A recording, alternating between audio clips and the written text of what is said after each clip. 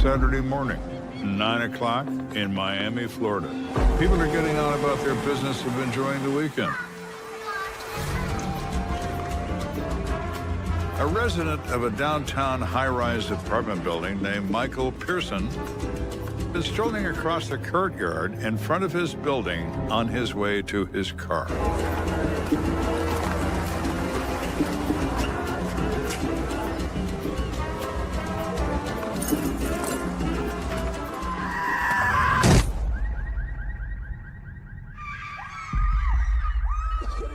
All of a sudden, he's watching a human explode on the sidewalk next to him. Now, where did he come from? Miami Police, so much for what? What is your emergency?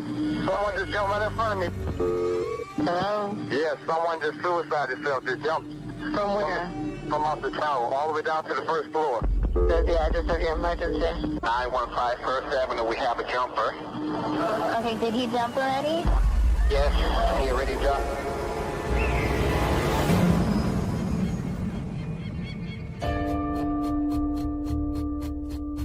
I spent my career closing murder cases. But I'm not the only one who answered the call.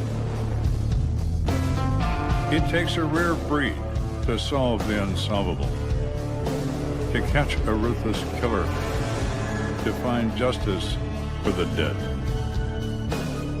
That's what it takes to be an American detective.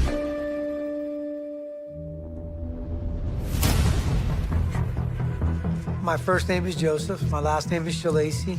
Very proud to say that I worked with the City of Miami Police Department, roughly 29 to 30 years of service. I was a homicide detective from 2001 to 2006. 2029. Repeat location for 14. I'd worked 3 straight days. I was mentally and physically exhausted and extremely excited about going home. My family is everything to me.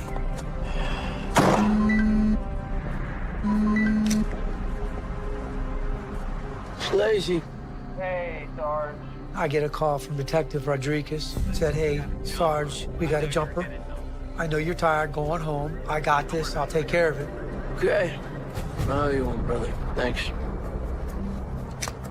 I don't know what it was, but when I hung up the phone, something felt different within me.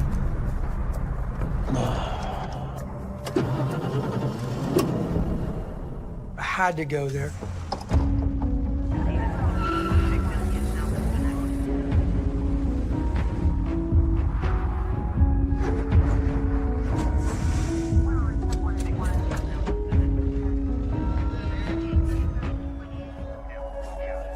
When Shalacy arrives at this scene, he's in a courtyard of a high-end apartment complex on Biscayne Bay.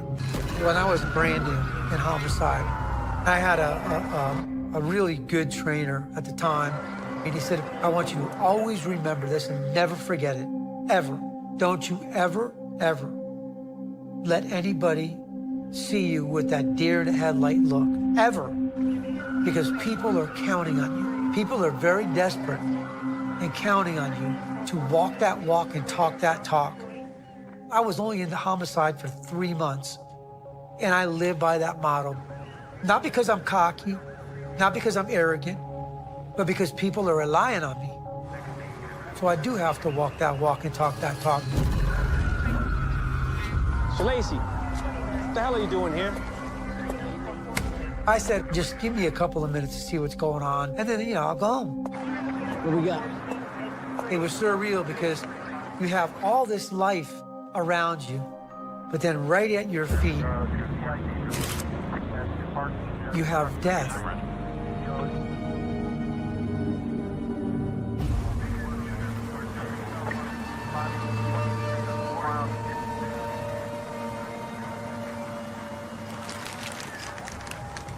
I pulled the sheet back, and I was immediately struck by how young he looked. And I thought to myself, what would be so bad in this man's life that he would do something so horrific, so desperate, so lonely. Come here. Do you see this? But then I quickly realized that something's not right. The last thing I was expecting to see were the stab marks. So then I took kind of like a step back emotionally and started to really look deeper. Shalacy also sees incised wounds, cuts in his arms, his hands, and his wrists. Are those defensive wounds? Trying to protect himself from somebody wielding a blade? One of the first things we look for are the fingernails. He had chipped fingernails, like if he were struggling or fighting for his life. I don't think he jumped from the balcony. I think he was thrown from the balcony.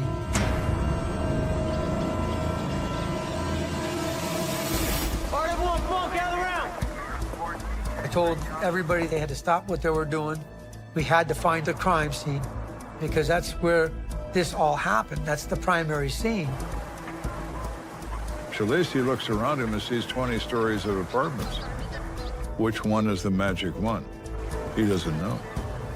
When we were out there in the courtyard, we noticed cameras. Yeah, we got cameras stationed all over the place. I locate the security director to see if he could give me access to the footage. They look at surveillance video from the parking garage in the complex from that morning and prior evening.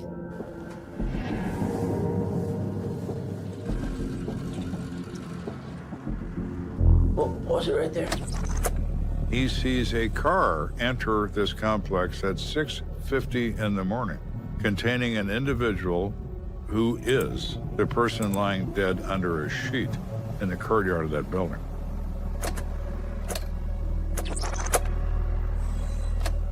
Who's that right there? We actually see a young woman that's in the passenger seat with him. He sees a female wearing a red track jacket. Who is she? And how can she be with this guy 2 hours and 10 minutes before his death? Is she part of this? We had to find that girl. She could unlock a lot of unanswered questions for us.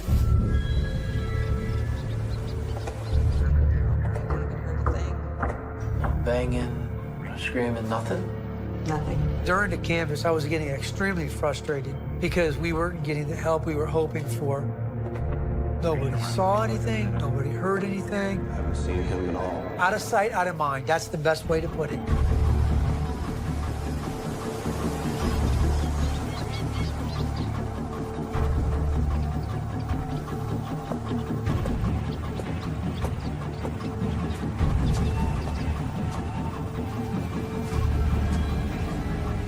Joe? What's up, Jose? Hey, I think I got something.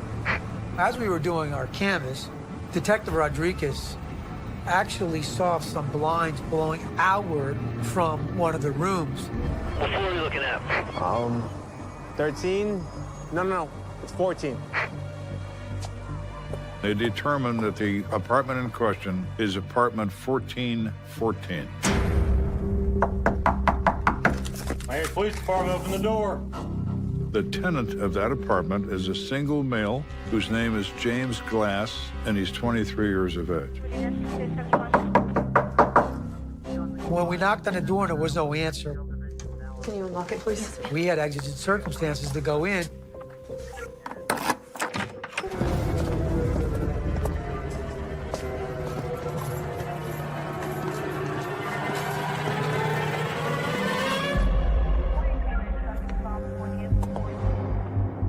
Yeah, this is the place. As soon as we made entry and I saw the blood, I knew that this was our scene. There's a bloody blanket on a sofa. They can see blood on the floor. There's blood everywhere. Clear.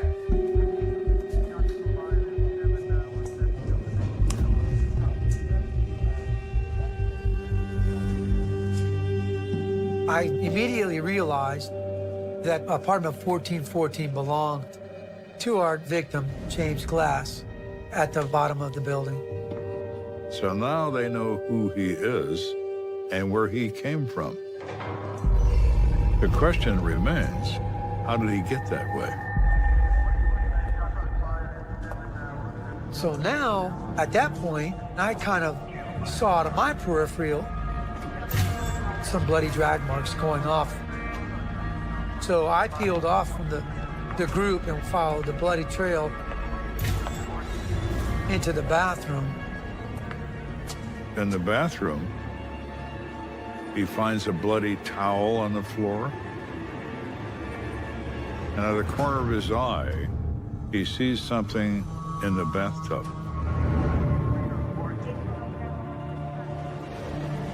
And I couldn't believe the horror of what I saw.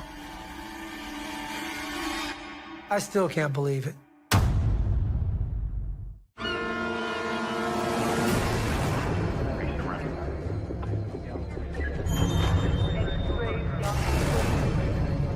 I just remember holding my breath. I didn't really think what I was seeing is what I was seeing.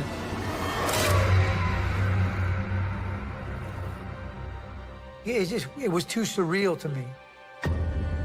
In the bathtub is a female dressed in her underwear, and her hair is matted with blood. Shalacy looks at her and realizes it's the girl from the surveillance video in the garage. This woman's not a witness. She's not a suspect. She's victim number 2. Jose! I was so shocked. Jose! I just couldn't get past the innocence of what she looked like to me. It's not that I'm just seeing the victim laying in a bathtub. I'm seeing my own children. Shalacy's emotion was hinged to his family. He pictured his daughter in that bathtub. I understand that. I've been there, and it is beyond ugly. After getting over the initial shock, my immediate thoughts were, we had a double homicide. I noticed that there's a tremendous amount of blood coming from underneath her chest. He sees 2 stab wounds in the central chest. They appear to be deep. He also sees blunt force trauma to the head, producing the matted blood in the hair. So he looks around in the bathroom to see if there are any weapons in here. And he sees a pair of bloody scissors on the sink. There was some hair that was inside the fold of the scissors that looked like it matched the black hair of the victim. And then I could see some blood droplets. It was very apparent to me that somebody had stabbed her with those scissors. There was an iron that had some blood on it. It looked like the cord had been broken off of it, which, in my line of work, that's called a clue, a big clue. Most likely, the iron is used as an instrument of blunt trauma. But why is the cord ripped out of that iron? Was your attempt to strangle the victim with that? We also saw some cleaning supplies. It's apparent that someone had thought to try to clean this up. But it's a feeble attempt. After being in that bathroom for just a very short period of time, I found myself literally in hell. There is a purse in the living room of this apartment, and it's been dumped on the floor.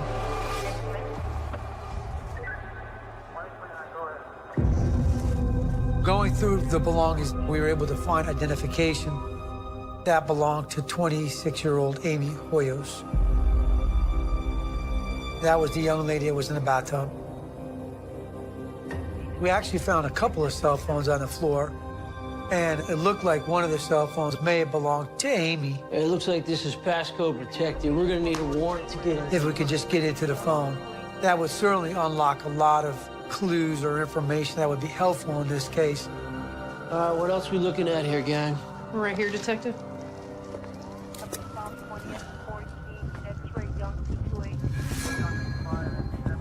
We discovered there was a bloody knife. Obviously, that was going to be a weapon that was used. Someone is motivated to kill these people. Use a blade or a pair of scissors, then it's because you mean it. And when you're worried that the stab wounds aren't going to work, you hit this girl over the head with an iron. And you throw the male off a balcony 14 stories above the street. You are determined that these people have to die. All right, good. I want to see if I can get in touch with the families. Are you okay to oversee this? Yeah, man, I got this. All right. Thank you. What is going on between these people? We now find them to be united in death. How were they in life? Families are the best source for that kind of information. Absolutely. Thank you. I got a hold of Amy's father first. Is Amy in some sort of trouble? Couldn't even get the words out. I do remember not being able to tell him, your daughter is dead. Now she's gone. I can only say your daughter's gone.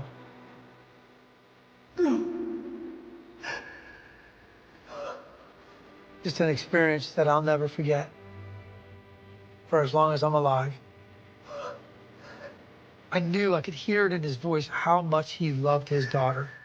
I just felt like I wronged him in the worst way. Everything that he lived for, his mere existence, in a blink of an eye, was gone. Getting that type of news is devastating. It really is. That your little sister is gone. I'd never imagined that something like this would happen. Amy was a beautiful person, beautiful inside and out.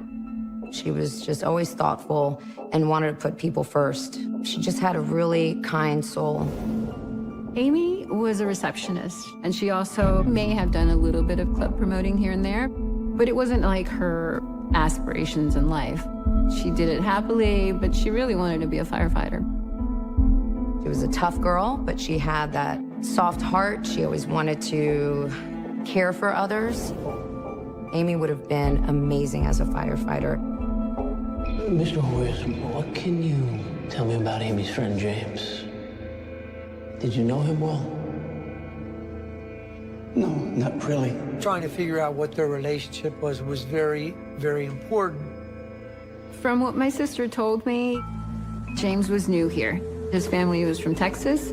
He didn't really know anyone, and so she wanted to be a good friend to him. James was a normal guy. The relationship between Amy and James was strictly friendship. There was never anything more to it. She's a caretaker, so, you know, she just kind of wanted to be that friend to kind of show him around the city. And what about last night? Do you know what Amy was doing? She was at her sister's. I was moving to Boca, and Amy was helping me move. She had said she was going to stay with me that night, and when I woke up in the morning, I realized she wasn't there. Part of me was surprised, and part of me was, that's just like her. Many times I've thought if she'd just stayed, if she hadn't gone, you know, maybe she'd still be here.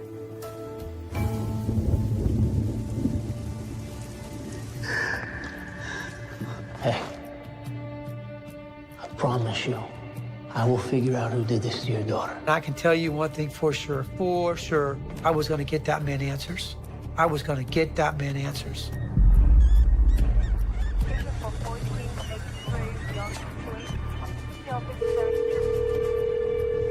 Shalacy gets in contact by telephone with James Glass's family in North Texas. I'm sorry to have to tell you this, sir, but something's happened to your son, James. Death notification, to me personally, is the hardest part of the job. because you're essentially going to a mother or father, brother or sister, and you're turning their lives upside down. When I called his dad, I learned that James's family, they were in the real estate business, and James actually had come to Miami to start up his own real estate business. Searching the apartment, there was some paperwork that we found that dealt with him trying to start up a real estate business, but he didn't complete it. Well, what about Amy? Did he ever mention her? Yeah, you brought her up a couple times. James's father knew very little about Amy, but he did know that James really liked her. He liked her so much that he was showing the family her picture at a wedding that he went to in Texas. Did James have issues with anyone that you knew of? James's dad said no. He did not have any enemies that they were aware of. We'll be in touch as soon as we find anything out. Thank you. Hey, come on in. It looks like the last call in the call log was from a local number. That's great. Let's try it. Being able to get the search warrant and get into Amy's phone was very instrumental in this investigation.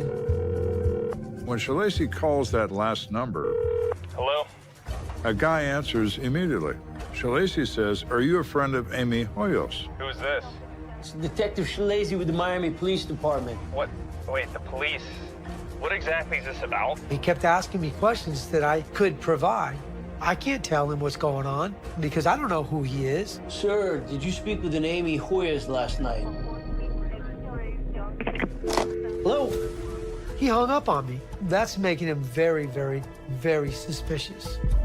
Shalacy knows it's time to find out what is the story with this guy and how does he know a girl that happens to be dead in a bathtub. What do you want? Sir, do not hang up on me. I need you to listen to me. I did not recognize the phone number that called me. I said, look, I don't know who you are. For all I know, you could be somebody crazy. I said, why don't you give me your name, badge number, and what department you're with, and let me verify who you are. Our policy is that we have to identify ourselves. So I gave him my badge number. Then he started to open up and share some more information about himself and Amy. My name's Abe Metz. He says his name is Abe Metz. He drives a limousine for a living, and he does take some rather well-known people around Miami. Based on experience and background, I did not want to divulge information about people who I know or clients to anybody without first vetting who they are.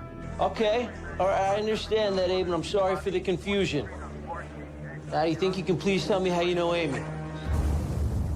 Amy was a club promoter, and I was at the time working for a larger limousine company, and I had met her through hotel concierges where she would promote the clubs that she was engaged with.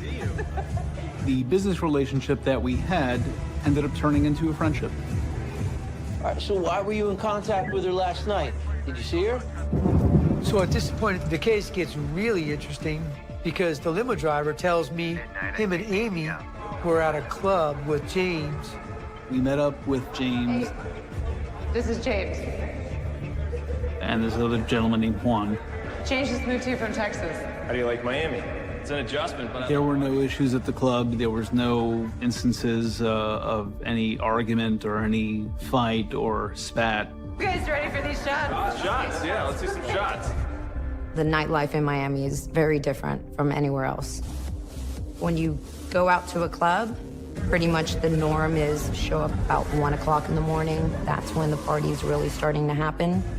Miami nightlife is known to get a late start. They say that Miami Beach doesn't really wake up till 11 p.m. And it's very normal for people to end their nights or mornings at 5, 6, 7 o'clock in the morning. What are you drinking, Abe? No, I'm good. Early morning. So Abe says that he decided to leave the bar because he had to work the next day. Now I know that James, Amy, and Juan are together, all three of them, at the club. You know Juan's last name? No, I don't. I think he said he lives in the same apartment complex as James. Look, I can't talk right now. I'm waiting to pick up a client. I gotta go. All right, thanks. Now I want to know who Juan is. Let's go. So Lacey goes back to the apartment complex and asks the resident manager, is there anybody named Juan who lives here? Well, there's a guy named Juan Diaz who lives on the 10th floor. He's 26 years old. That could work.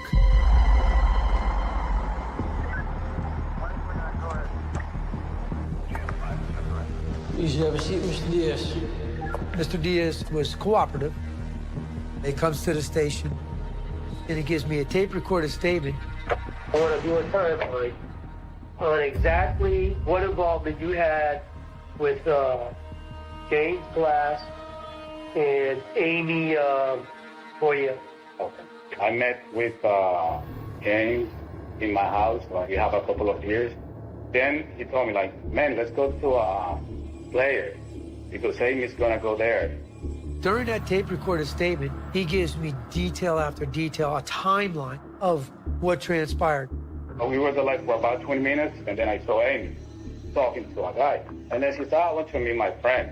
The limo driver. Yeah. So she introduces you to Amy. Yeah. Now, that was around 1:45? 1:45, yeah.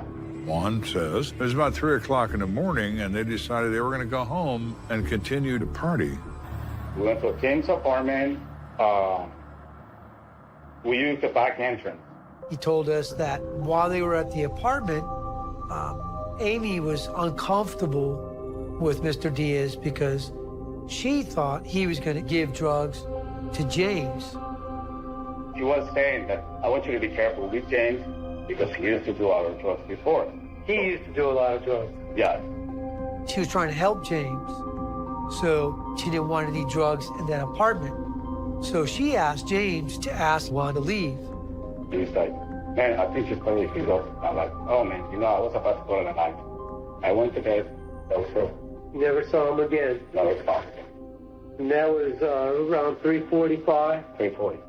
So Lacey looks at Juan and says, you understand what you've just told me, don't you? You're the last person in contact with two people who are now dead as a result of a violent attack. And Juan sees where this conversation is going and says, now, wait a minute. I wasn't the last guy to leave. A limo driver? Well, when you left, the limo driver was still there? Yeah.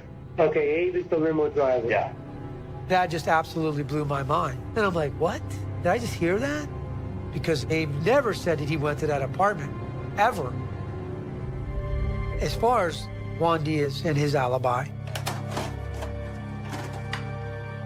we were able to go back to the video footage. And lo and behold, we see him get on an elevator right around 3:45. And what button does he push? The 10th floor. And the elevator tapes do not show him regaining the elevator the rest of the evening. So he's not there, like he says. Certainly left before these people were killed. At that point, we essentially eliminated him as our suspect. So now I need to go find the limo driver because he was the last person to be seen with James and Amy. He became my #1 suspect. Hello? It's Detective Lacey. Police called back again. I made it clear that I couldn't meet with them or talk to them for very long because I had a customer coming into the vehicle and had to take them to dinner. I'm like, I don't care where you're at. Stop. I have to talk to you. That Coconut Grove for the next 30 minutes. Now it's almost like a cat and mouse game. I mean, in my mind, he's dodging me. I mean, the level of urgency was indescribable.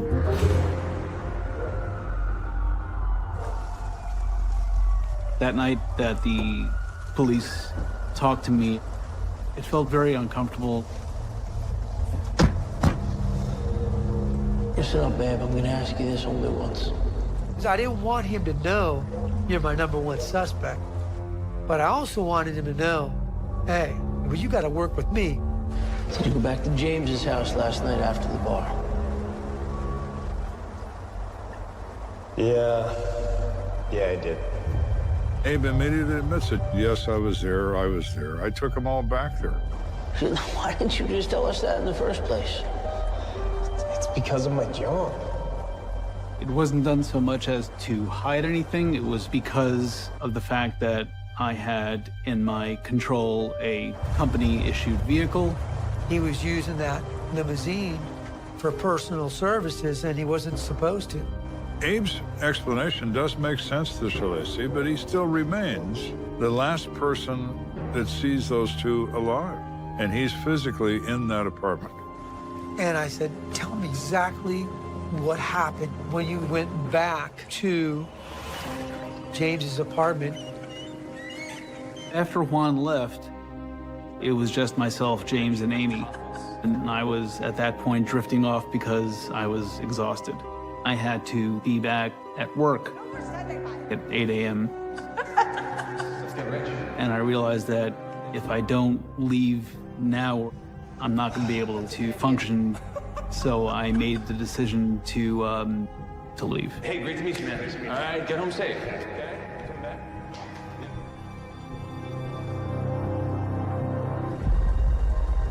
And at what time did you say you picked up your client again? I've been with him all day. I picked him up at 8 this morning. So there's no way that Abe could be in that apartment at 9 o'clock in the morning killing people when he's driving a client around beginning at 8 a.m. There's no way Mr. Abe Metz was responsible for their deaths. His timeline matches up, his alibi matches up, so we eliminated him as a suspect. So, is Amy okay? When I finally told him that James and Amy were dead, he reacted the way I thought somebody that really cared about them would react. He was devastated. Oh my God. I was shocked. I honestly couldn't believe that something like that happened. I'm very sorry for your loss. What do we do now? Abe is not a suspect in this crime. He's not even a witness to this crime. We have literally run out of suspects. We had a double homicide, and I so badly wanted to know who did this. So I go to Amy's family to find out, does she have enemies? Does she have people that don't like her? You know, what kind of person is she that would ultimately cause what happened to her? Honestly, if I'm worried about anyone, it's James. Why do you say that? I heard about James through my mother. I believe my mother said Amy is keeping company with this boy, and I don't feel good about it. I never actually met him, but other people in my family have, and they all got this really weird feeling about him. She says to Shalacy that it seemed to them that James had a fixation of romance with Amy, that Amy wasn't reciprocating. She cared for him, and I guess he probably took her good heart, her good nature. He took it the wrong way, thinking that maybe there was something more than just friendship. Did you talk to Amy about this? Yes, we all did. They urged her not to hang around with him because they weren't on the same level with each other. Amy said, he's a friend. He needs me. He doesn't have anyone else. And I want to be a friend to him. Amy's that person that she's going to stick by your side.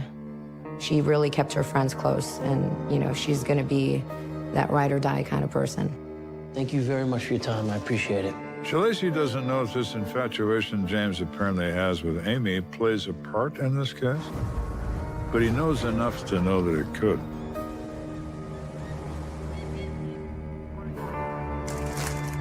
So I went back to that apartment because that apartment possessed the answers.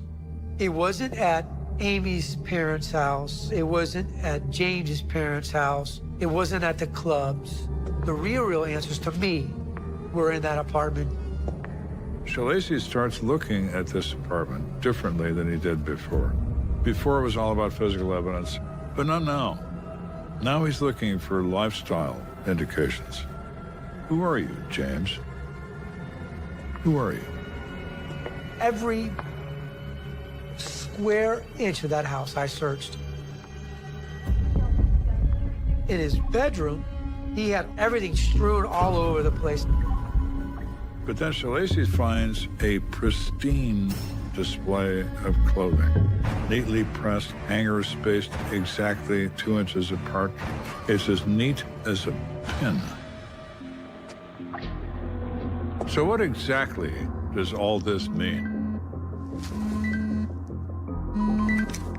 What's up, Rodriguez? I get a call from Detective Rodriguez. What'd he say? He tells me that James's father received a voicemail from James right before James's death. The contents of that message could turn this case upside down. It's game-changing information.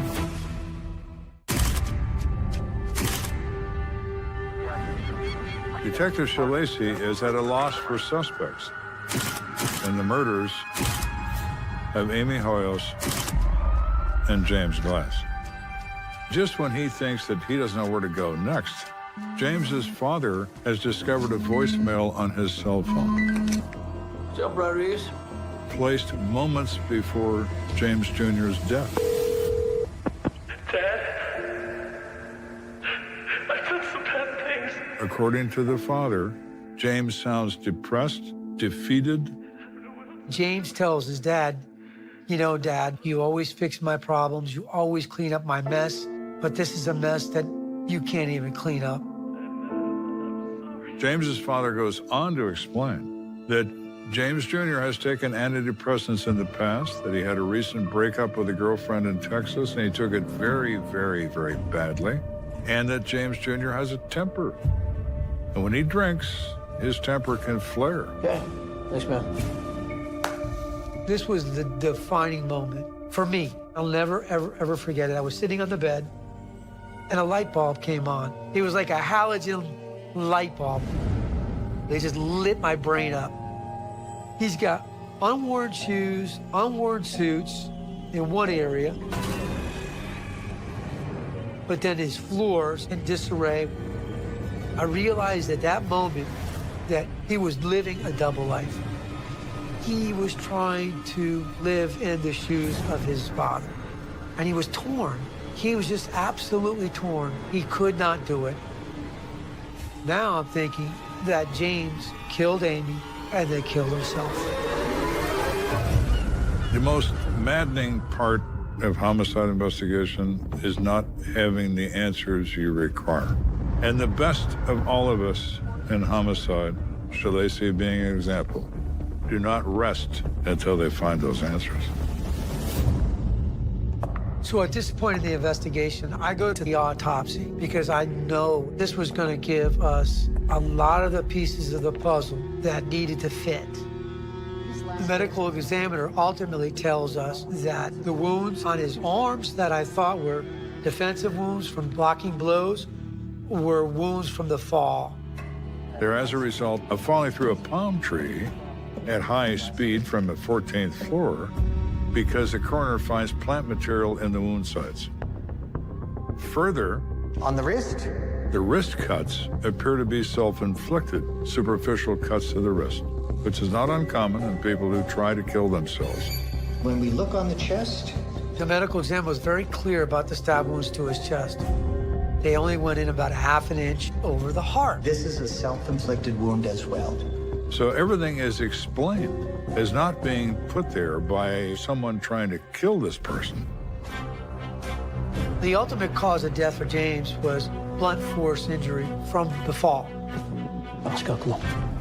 If his purpose was to end his days and he fell to his death from this balcony, well, who killed Amy?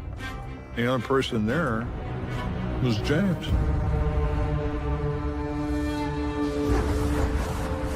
Amy was James's last lifeline, his last grip on society. She was the only one that understood his feelings and his depression over his circumstances. We know that Mr. Diaz and a limo driver left the apartment. They're out of the picture. We know that at some point, James and Amy leave the apartment and go out again because we see them coming in at 6:52. You want another drink? No, I gotta go to sleep. And so should you. Do you want to sleep in my bed, maybe? No, I'm good here. All right, night, buddy. Good night. Hey, James, what are you doing? Hey. I strongly believe that James was so infatuated and so in love with her that he made some advances towards her. Stop. Come on, Amy. I see the way that you look at. That's not what this is. Yeah, well, what is it? No. Do you just get off on teasing me? Stop, I'm not good enough for you. Amy violently resists him. Get off of me! So when he felt this betrayal, he snapped. What is it? I'm not good enough for you. He absolutely snapped. James Glass is depressed. He is concerned about his future. He doesn't believe he has one. He has a girl who seems to care about him, and he discovers she doesn't respond to him romantically. All this happens to him in a matter of a few milliseconds. In that moment, he went into a rage. I think he went black. He thrust a scissor straight through her sternum bone into her heart. That doesn't cause her immediate death. He tries to strangle her with the cord in the iron, and it breaks loose from the iron. Then he uses it as a blunt instrument and strikes her in the head with it. And this does kill her. Then he dragged her lifeless body into the bathroom. He thought if he put her in the bathtub, that he could clean up what he did. But it didn't happen that way. He now is at a point where he realizes what he's done, and there's no way out. He took the life of this innocent, beautiful young lady who was the one person that listened to him, that understood what he was going through. And he took that away. What have I done? I don't deserve to live. He tries to cut his wrist, and that doesn't work. He even stabbed himself in the chest over the heart to say, you know, I'm not worthy. And then when that didn't work, he ultimately made that call to his dad, told his dad, Dad, this is a mess that you can't clean up. I don't know what else to do. Tell everyone I love them. I'm sorry. So what's he do next? He knows something that will work. He looks at that balcony. There's only one teardropped blood drop. One drop. He's not walking. He's running. Running to his death. That was it. He was not going to fail at it. He failed at everything else, but he was not going to fail at that.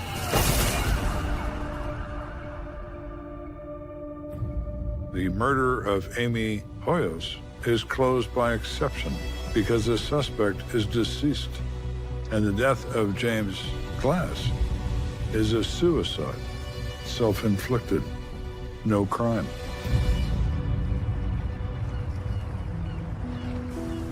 One of my biggest responsibilities as a death investigator was carrying that message back to the family to say, this is what happened. Putting all the pieces together and figuring things out, James was obsessed with her. I wish she would have listened, you know, when I said, leave him alone. At first I was mad, but then again, I thought he was sick. So I don't think that someone in their right mind would be capable of doing something like that.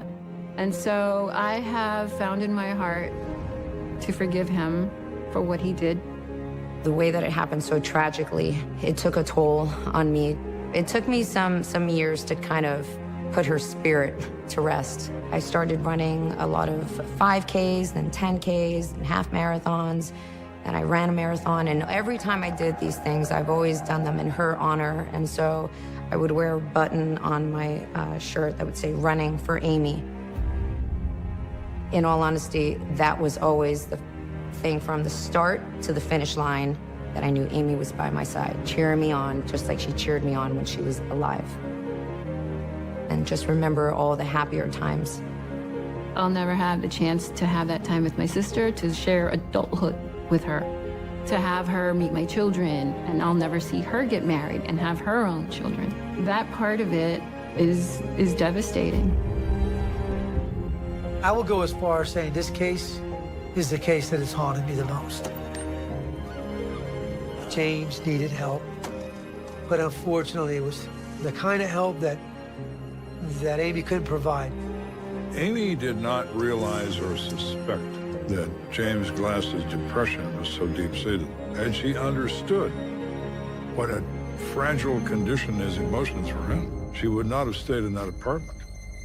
She didn't believe James could hurt her or hurt himself. She was wrong.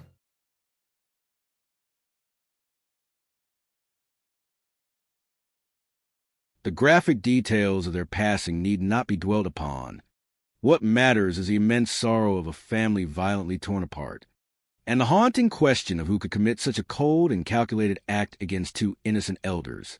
The unraveling thread of evidence. For 3 long years, the case remained unsolved. Investigators interviewed 50 to 60 people, but the genetic material found on a discarded herbal cigarette at the crime scene matched no known offenders in a national database. However, truth possesses a quiet resilience. In the year 2015, a young man named Willie Guillory, who had been 16 years old at the time of the crime, committed a felony offense involving the theft of a horse. Because he was now an adult, his genetic profile was entered into the national system, triggering a match with the evidence left in Arlington. Upon questioning, Willie broke down. His confession revealed a tragic sublayer to this narrative, the exploitation of impoverished youth. Willie had been brought to the scene by his 52-year-old uncle, Bobby Guillory. Bobby, a man with no prior criminal record, had been facing severe financial hardship and homelessness. Daphne Wright had preyed upon Bobby's desperation, offering him $10,000 to carry out the devastating act. Bobby and Willie were the desperate hands, but Daphne was the absolute architect of the tragedy, the ultimate betrayal. The most chilling psychological revelation, however, emerged when investigators asked how the perpetrators accessed the locked apartment. The answer shattered the facade of the grieving family. Chow Tran, the son-in-law, had provided the key. The inner world of Chow Tran is perhaps the darkest element of this story. Faced with a failing business and immense pressure from Daphne Wright, Chow made an incomprehensible choice. Instead of protecting his family, he prioritized a collection of an $850,000 insurance payout. To secure his own financial survival, he facilitated the demise of the very people who had trusted him to lead their family business. His actions reflect a total collapse of moral integrity, illustrating the terrifying depths a human mind can reach when consumed by cowardice and greed. To secure a conviction against the mastermind, Daphne Wright, prosecutors were forced to offer Chow Tran immunity in exchange for his testimony. In the courtroom, Chow attempted to portray himself as a victim of mind control, claiming his mother-in-law had willingly offered herself as a sacrifice to pay the debt, a claim investigators found utterly absurd. Justice and enduring need for balance. In September of the year 2019, Daphne Wright was convicted of capital murder and sentenced to spend the rest of her life in prison. Bobby and Willie Guillory also faced justice for their roles in the violence. However, the community is left grappling with the unsettling reality that Chow Tran, having received the insurance money, remains free from prosecution due to his immunity agreement. As we reflect on this profound tragedy, we must hold fast to the enduring strength of the community left behind. True resilience is not found in the endless, frantic accumulation of wealth, nor in the desperate reliance on predatory mysticism. It is found in our solidarity, in our willingness to support one another through hardship, and in maintaining a balanced, rational approach to life's inevitable challenges. May the memory of Long Nguyen and Hong Lee serve as a poignant reminder to cherish our families, protect the vulnerable, and always seek the light of truth and moderation over the dark abyss of greed. The fabric of any strong community is woven with threads of trust, mutual support, and a shared pursuit of a balanced, peaceful life. When an endearing elderly couple is found tragically taken from this world in their own home, it sends a profound shockwave not just through their immediate family, but through the entire community.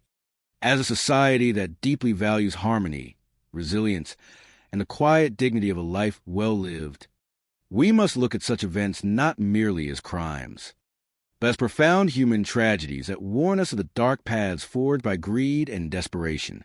This is the story of Long Nguyen and Hong Lee, two hard-working immigrants whose quest for prosperity ultimately clashed with devastating exploitation of their deepest beliefs. It is a narrative that asks us to reflect on the importance of knowing when enough is enough, and the dangers of losing our spiritual equilibrium, the pursuit of prosperity and the loss of equilibrium. In the year 2000, Long Nguyen and Hong Lee left Vietnam for the United States, carrying with them the time-honored traditions of their homeland. They settled in Arlington, Texas, a city known for its diverse and vibrant cultural tapestry, including a robust Vietnamese community that had been steadily growing since 1975. They sought what so many seek, a stable foundation for their 3 children and their grandchildren. For nearly a decade, the couple embodied the virtues of diligence and community spirit. They established a commercial sewing business, enlisting their son-in-law, Chow Tran, to bridge the language gap and manage contracts. Their dedication bore fruit, securing lucrative agreements with major commercial entities. However, as is often the nature of unchecked ambition, the winds of fortune shifted. By 2011, they had lost their major contracts, and the business began to decline. In times of hardship, a grounded spirit seeks pragmatic solutions and leans on the support of the community. But driven by the immense pressure of maintaining their financial status and deeply rooted in a traditional mysticism, the family sought a different path. They believed their misfortune was a result of a spiritual curse. This departure from rational balance and acceptance led them into the hands of a Houston-based spiritual advisor named Daphne Wright. The psychology of desperation and exploitation, the psychological dynamic between the victims and the perpetrator, reveals a tragic vulnerability.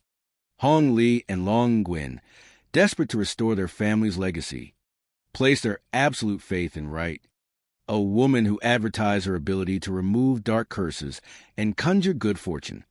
Instead of finding a guiding light, they were pulled into a vortex of manipulation. Wright preyed upon their cultural beliefs and their escalating panic. The family poured their resources into her rituals, running up an astonishing debt estimated between $250,000 and $280,000.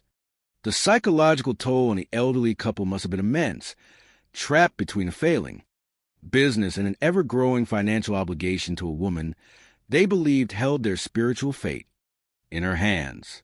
Daphne Wright's internal landscape, as revealed through the investigation, was one devoid of empathy and consumed by material greed.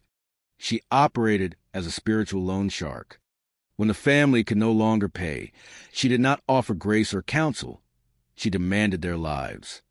Learning of substantial life insurance policies totaling $850,000, Wright saw an opportunity to extract her payment through the ultimate disruption of human life, the shattered peace of a June morning.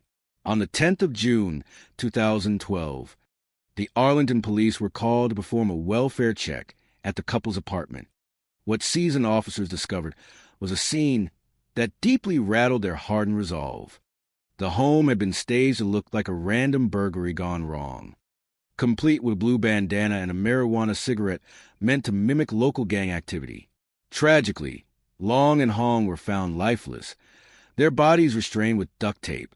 The extreme nature of the incident pointed away from a simple robbery and toward a deeply personal, targeted attack. For a community that cherished these elders as sweet, generous, and hard-working people who bothered no one, the grief was immeasurable, a cold case warmed by truth. For over 3 years, the investigation yielded no answers, leaving a heavy cloud over the community. But truth, much like nature, has a way of eventually asserting its balance. In 2015, a breakthrough occurred. A DNA match from the stage crime scene pointed to Willie Guillory, who had been a 16-year-old minor at the time of the incident. Upon questioning, the young man broke down, his conscience burdened by the weight of the past. He confessed to being present, manipulated by his uncle, Bobby Guillory, a man who had been financially destitute and desperate for the $10,000 promised by Daphne Wright for carrying out the devastating act. Bobby Guillory's involvement highlights another tragic psychological facet of this case: how poverty and desperation can be weaponized by those with malicious intent. Yet, Bobby's confession revealed a twist far darker than a simple murder-for-hire plot: the ultimate betrayal and the scales of justice. Bobby claimed that the key to the apartment was provided by none other than Chow Tran, the victim's own son-in-law. The psychological profile of Chow Tran presents a chilling contradiction. Outwardly, the grieving family spokesman, investigators discovered he had purchased a new home shortly after his in-laws' passing, fueled by the insurance payout. To secure a conviction against the mastermind, Daphne Wright, prosecutors made the difficult decision to offer Chow Tran immunity in exchange for his testimony. During the trial in 2019, Chow testified that the family was completely terrorized by Wright's supposed mystical powers, even making the highly contested claim that his mother-in-law was willing to sacrifice herself to pay the debt, while the jury saw through Daphne Wright's manipulations, sentencing her to life in prison without the possibility of parole. The resolution leaves a lingering sense of moral imbalance. Chow Tran walked free, leaving investigators and the public grappling with the profound betrayal of family trust. Finding light in the shadow, this narrative, while steeped in sorrow, serves as a vital reminder of the values that protect us. It warns against the unchecked desire for wealth and the abandonment of reason in the face of adversity. The true heritage we must pass on is not one of material wealth, but of emotional resilience, rational balance, and unwavering support for one another. As we reflect on the lives of Long Nguyen and Hong Lee, let us remember them not for the tragic way they departed, but as a cautionary tale that underscores the necessity of Genik Samkite, finding contentment in what we have, and the enduring strength found only in genuine, compassionate human connection. The light of community is sustained not by seeking mystical fortunes, but by holding on to our shared humanity, especially in the darkest of times. The illusion of fortune and the cost of betrayal, a portrait of a community shaken but resilient. In the heart of Texas, a narrative of hope recently transformed into a profound human tragedy. A story that resonates deeply with anyone who understands the sacred value of family, heritage, an enduring search for a harmonious life. As observers from a culture that deeply values social solidarity, the preservation of one's cultural roots, and the essential principle of moderation, knowing when one has enough, we find this event to be a stark reflection on the destructive power of unchecked avarice. It is a cautionary tale that explores the darkest corners of human desperation, yet it also calls upon us to honor the resilience of a community that continues to seek light amidst unimaginable sorrow. In the year 2000, Long Nguyen and Hong Lee, a devoted couple in their 70s, embarked on a journey that mirrored the aspirations of countless immigrants. They carried with them from Vietnam not just their belongings, but the rich, time-honored traditions of their ancestors.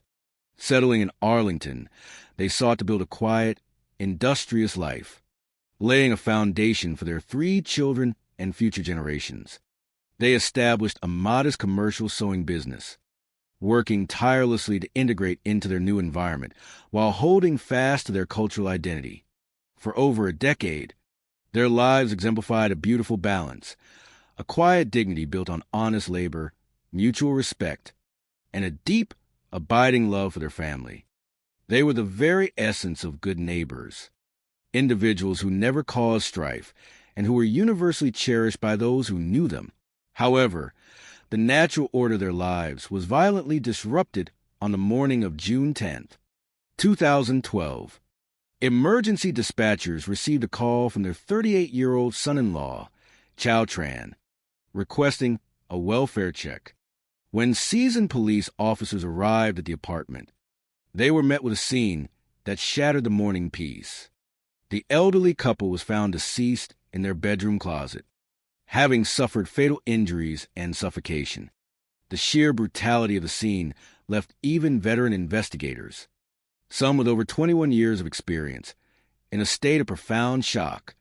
The sanctity of the home had been violated in the most grievous manner possible. To understand the genesis of this tragedy, one must delve deeply into psychology of both the victims and those who orchestrated their demise. The psychological landscape of Long and Hong was one of vulnerability born from a sudden loss of stability. After losing a significant commercial contract, their business began to fail.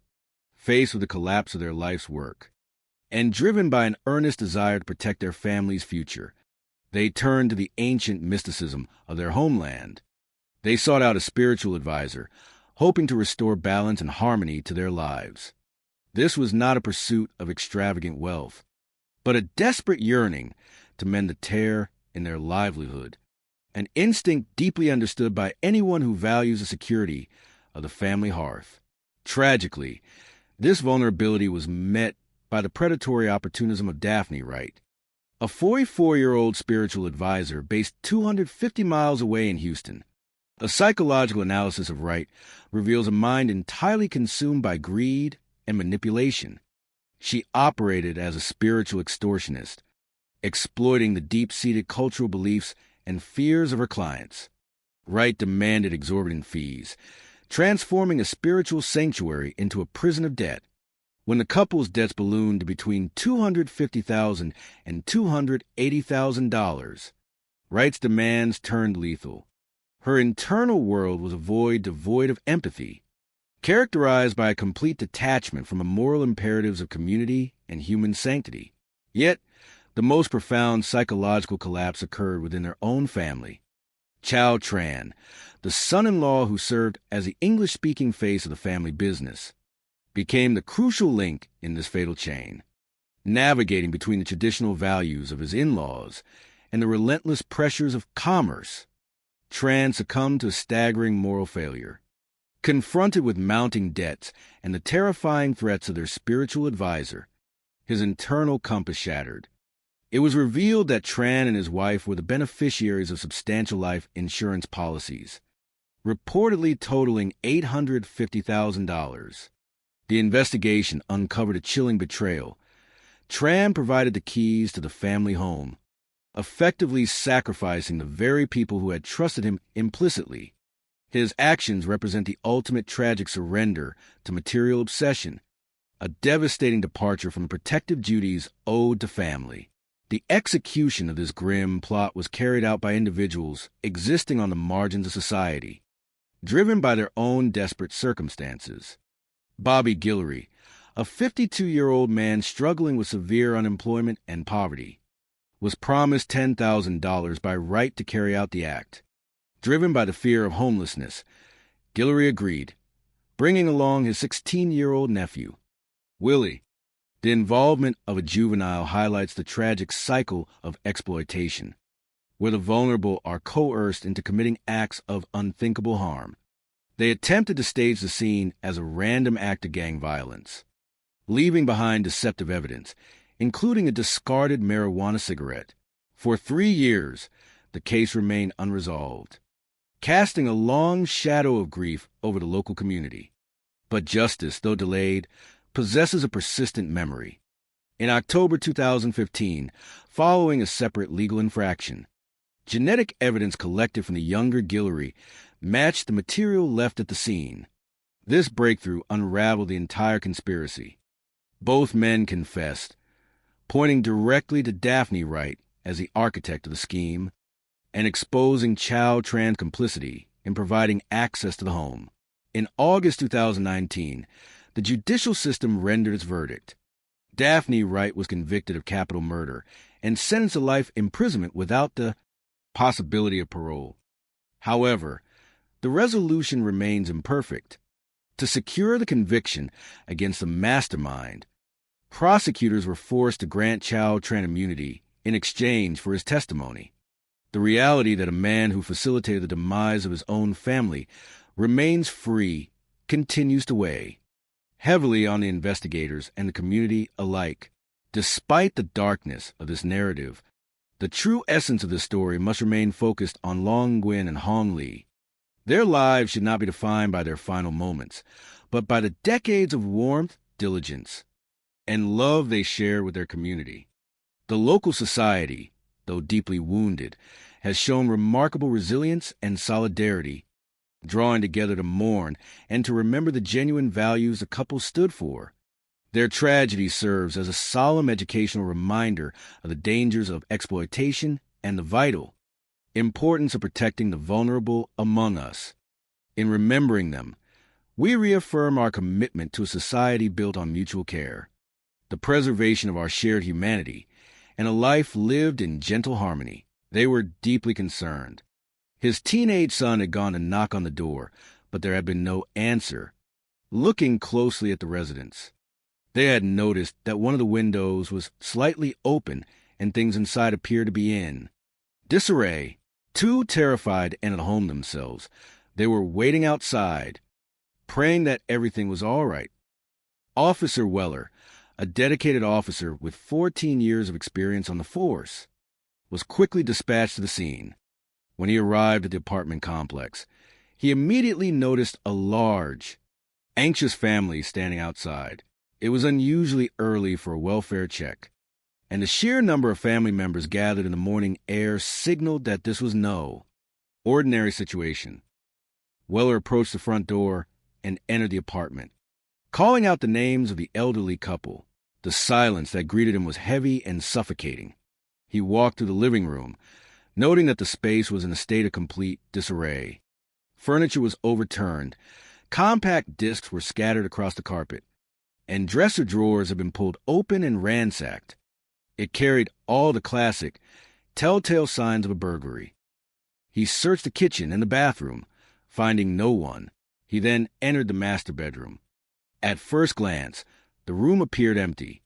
He was almost convinced that the couple had simply gone out for an early morning walk to enjoy the cool Texas air.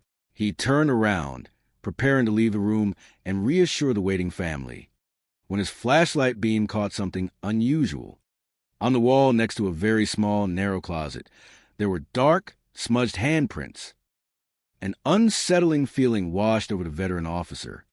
Every instinct inside him screamed that something terrible lay behind that narrow wooden door. Yet his duty compelled him to act. With a steadying breath, he reached out and opened the closet door. The sight that met his eyes will remain engraved in his memory for the rest of his life. Crouched inside the cramped, dark space were Long and Hong. They were completely bound, hog-tied with thick silver duct tape around their wrists and ankles. Their heads and mouths were wrapped tightly in layer upon layer of the heavy adhesive tape. There was blood splattered on the walls and floor of the closet. Weller stood frozen in pure shock. He could not speak. He could not bring himself to use his radio to call for help. He slowly walked out of the bedroom and stood in the middle of the quiet living room, trying to process the sheer brutality of what he had just witnessed. Finally, regaining his composure, he keyed his microphone and requested a supervisor and the crime scene unit to the location. Within the hour, the apartment was transformed into a bustling hub of activity as Arlington homicide investigators arrived. Leading the team was Detective Stewart, a veteran investigator with 21 years of experience in solving the city's most complex crimes, even for Stewart, who had witnessed the darkest corners of human nature. This scene was exceptionally heinous. The preliminary examination of the scene revealed a deeply violent struggle. It appeared the elderly couple had been attacked almost immediately upon entering their apartment. There was blood near the front entrance, on the carpet, on the couch, the coffee table, and the walls.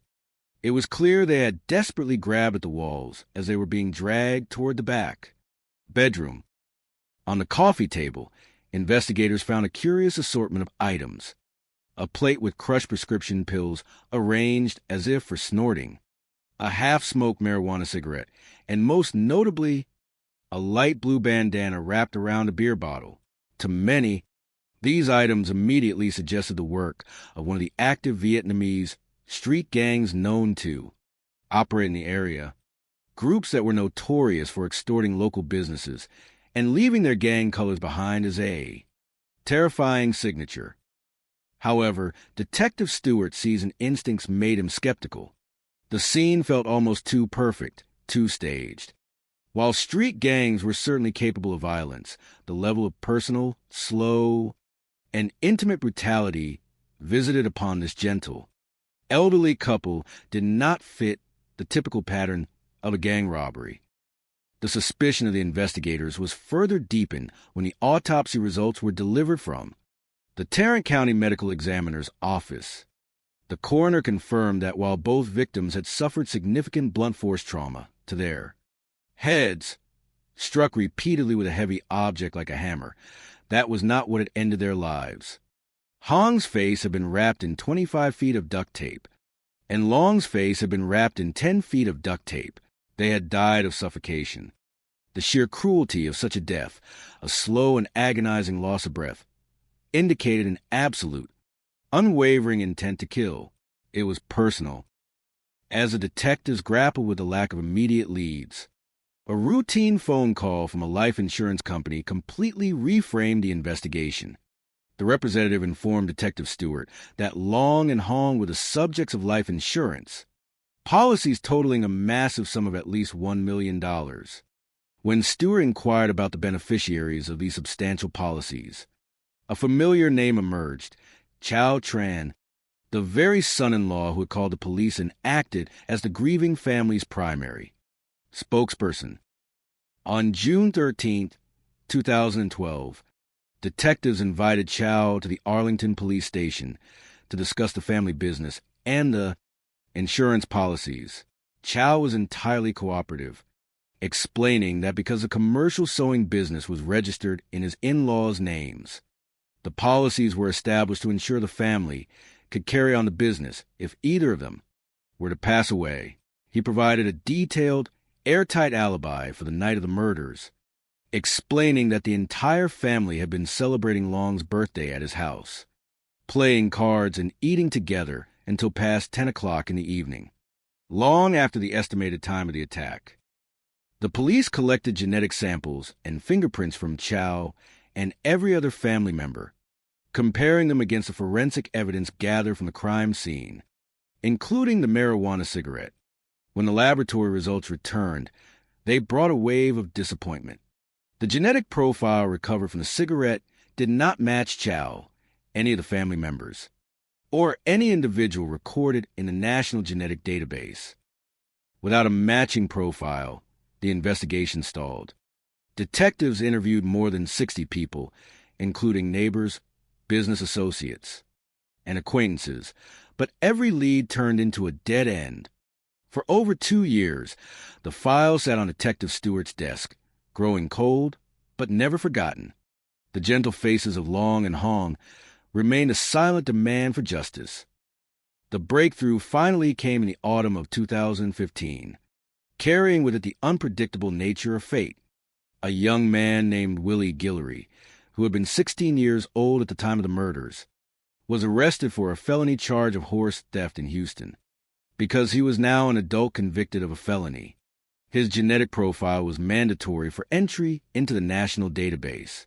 Within weeks, the automated system flagged a perfect match between Willie's genetic profile and the saliva found on the half-smoked marijuana cigarette left on the coffee table in Arlington 3 years prior. On October 17, 2015, investigators arrested Willie Guillory on a parole violation, keeping the murder investigation quiet to prevent him from running. When presented with the undeniable scientific evidence placing him inside the apartment, the young man broke down in tears and confessed. Willie revealed a story that shocked the detectives. He explained that in the summer of 2012, his uncle, 49-year-old Bobby Guillory, had approached him, demanding his help with a job in Arlington. Bobby had been provided with a key to the apartment and a detailed plan to stage a fake burglary. They had purposely brought the blue bandana, the beer bottle, the pills, and the marijuana to make the crime look like the work of local gang members. Willie recounted how they had waited inside the dark apartment. When the elderly couple walked to the front door, the confrontation was immediate and violent. After incapacitating them, Bobby had ordered Willie to help carry them to the bedroom closet, where Bobby wrapped their faces in duct tape and left them to die. When asked why they had committed such a horrific act, Willie pointed directly to a woman named Daphne Wright, a close friend of his uncle's. He explained that Daphne was a spiritual advisor who claimed that people owed her a massive amount of money and wanted them dead if they did not pay. Armed with this explosive confession, detectives tracked down Bobby Guillory in Katy, Texas, arresting him on 2 counts of capital murder. Faced with the prospect of the ultimate punishment, Bobby also confessed, confirming his nephew's story and placing the entirety of the blame on the shoulders of Daphne. Right. Bobby explained that he had been in a state of extreme financial desperation, having been laid off from his job, and Daphne had exploited his hunger by offering him $10,000 to carry out the hit. But the most stunning revelation came when detectives asked Bobby how Daphne had obtained the front door key to the apartment. Bobby looked directly at the investigators and uttered a single name, Chow Tran. The piece of the puzzle finally clicked into place. The detectives realized that they were dealing with a deeply tragic and complex conspiracy born of manipulation, fear, and greed. They learned that Chow Tran and his mother-in-law, Hong, had found themselves in an inescapable trap, believing entirely in Daphne's mystical powers. They feared that if they failed to pay the massive debt of nearly $280,000, Daphne would place a terrible, fatal curse upon their entire family. According to the subsequent investigation and Chow's own statements under the presence of his legal counsel, the situation had reached a point of absolute madness. Chow claimed that Hong, desperate to save her family from Daphne's spiritual wrath, had offered herself as a sacrifice. She suggested that she die so the family could collect the life insurance policies, pay off the debt to Daphne, and save the sewing business. Daphne, seeing an opportunity to secure her money, eagerly agreed to the plan. However, she decided that one life insurance policy was not enough to cover the massive debt and enrich her own pockets. She demanded that both Long and Hong be killed, allowing Chow to collect on both policies. Chow, completely under the psychological control of the spiritual advisor, surrendered the key to his in-laws' home, placing it under a doormat for Bobby to find. In the summer of 2019, the trial of Daphne Wright began. To secure a conviction against the mastermind who had orchestrated the entire plot from behind the scenes, prosecutors made a difficult decision, offering Chow Tran immunity in exchange for his full and honest testimony against Daphne, Bobby, and Willie. On the witness stand, Chow painted a chilling picture of Daphne as a cold, manipulative, and greedy woman who used the guise of spiritualism to hold absolute power over his mind and body. The defense argued fiercely that Chow was far from an innocent victim of manipulation, asserting that he had orchestrated the scheme to pocket the remaining $850,000 of the insurance payout for himself, noting that there was no physical documentation of the alleged spiritual debt. Ultimately, the jury listened to the evidence and delivered a verdict of guilty. Daphne Wright was convicted of capital murder and sentenced to life in prison without the possibility of parole, joining Bobby Guillory behind bars. Though the legal proceedings brought a sense of closure to the community, the memory of Long Nguyen and Hong remained a poignant reminder of the dangers of desperation and the tragic consequences of losing one's way in pursuit of security. The hum of the sewing machines had long since fallen silent, but the story of their journey, their love, and the pursuit of their dreams survived, a quiet testament to the enduring hope of the human spirit and the relentless pursuit of justice that eventually brought the truth into the light. The journey across the vast blue waters of the Pacific Ocean was fueled by a singular, radiant hope. For Long Nguyen and his beloved wife, Hong Lu, the turn of the new millennium brought with it the promise of a fresh start in the United States of America. In the year 2000, they packed their cherished memories, their deep cultural traditions, and their unwavering family values into a few modest suitcases, setting their sights on the vibrant city of Arlington in the great state of Texas. They did not arrive alone. They were accompanied by their 3 wonderful children and a vision of building a legacy that would shield their future generations from want. Arlington was a bustling metropolis nestled within Tarrant County, a place where the warmth of Southern hospitality blended seamlessly with a rich tapestry of global cultures. Among these, the Vietnamese community stood as a testament to resilience and mutual support. Many had arrived decades prior, establishing deep roots, vibrant neighborhoods, and thriving businesses. For Long and Hong, this community felt like a warm embrace. They were gentle souls, known for their bright smiles, their readiness to help a neighbor in need, and their absolute devotion to their family. They believed that hard work, paired with a kind heart, would inevitably pave the way to happiness. With the help of their son-in-law, Chow Tran, who possessed a strong command of the English language and a natural aptitude for public relations, the family established a commercial sewing business. Chow became the cheerful face of the enterprise, navigating contracts and building strong relationships with local distributors. For nearly a decade, their efforts bore sweet fruit.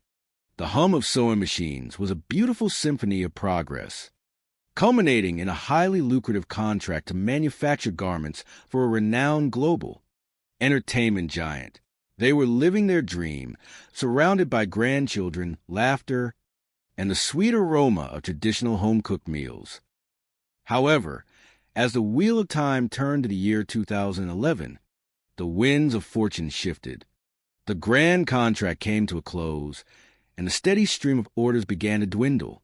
The family found themselves facing financial challenges that tested their spirit. In times of difficulty, people often look to their deepest beliefs for comfort and guidance. For generations, traditional beliefs held that spiritual harmony was essential for prosperity.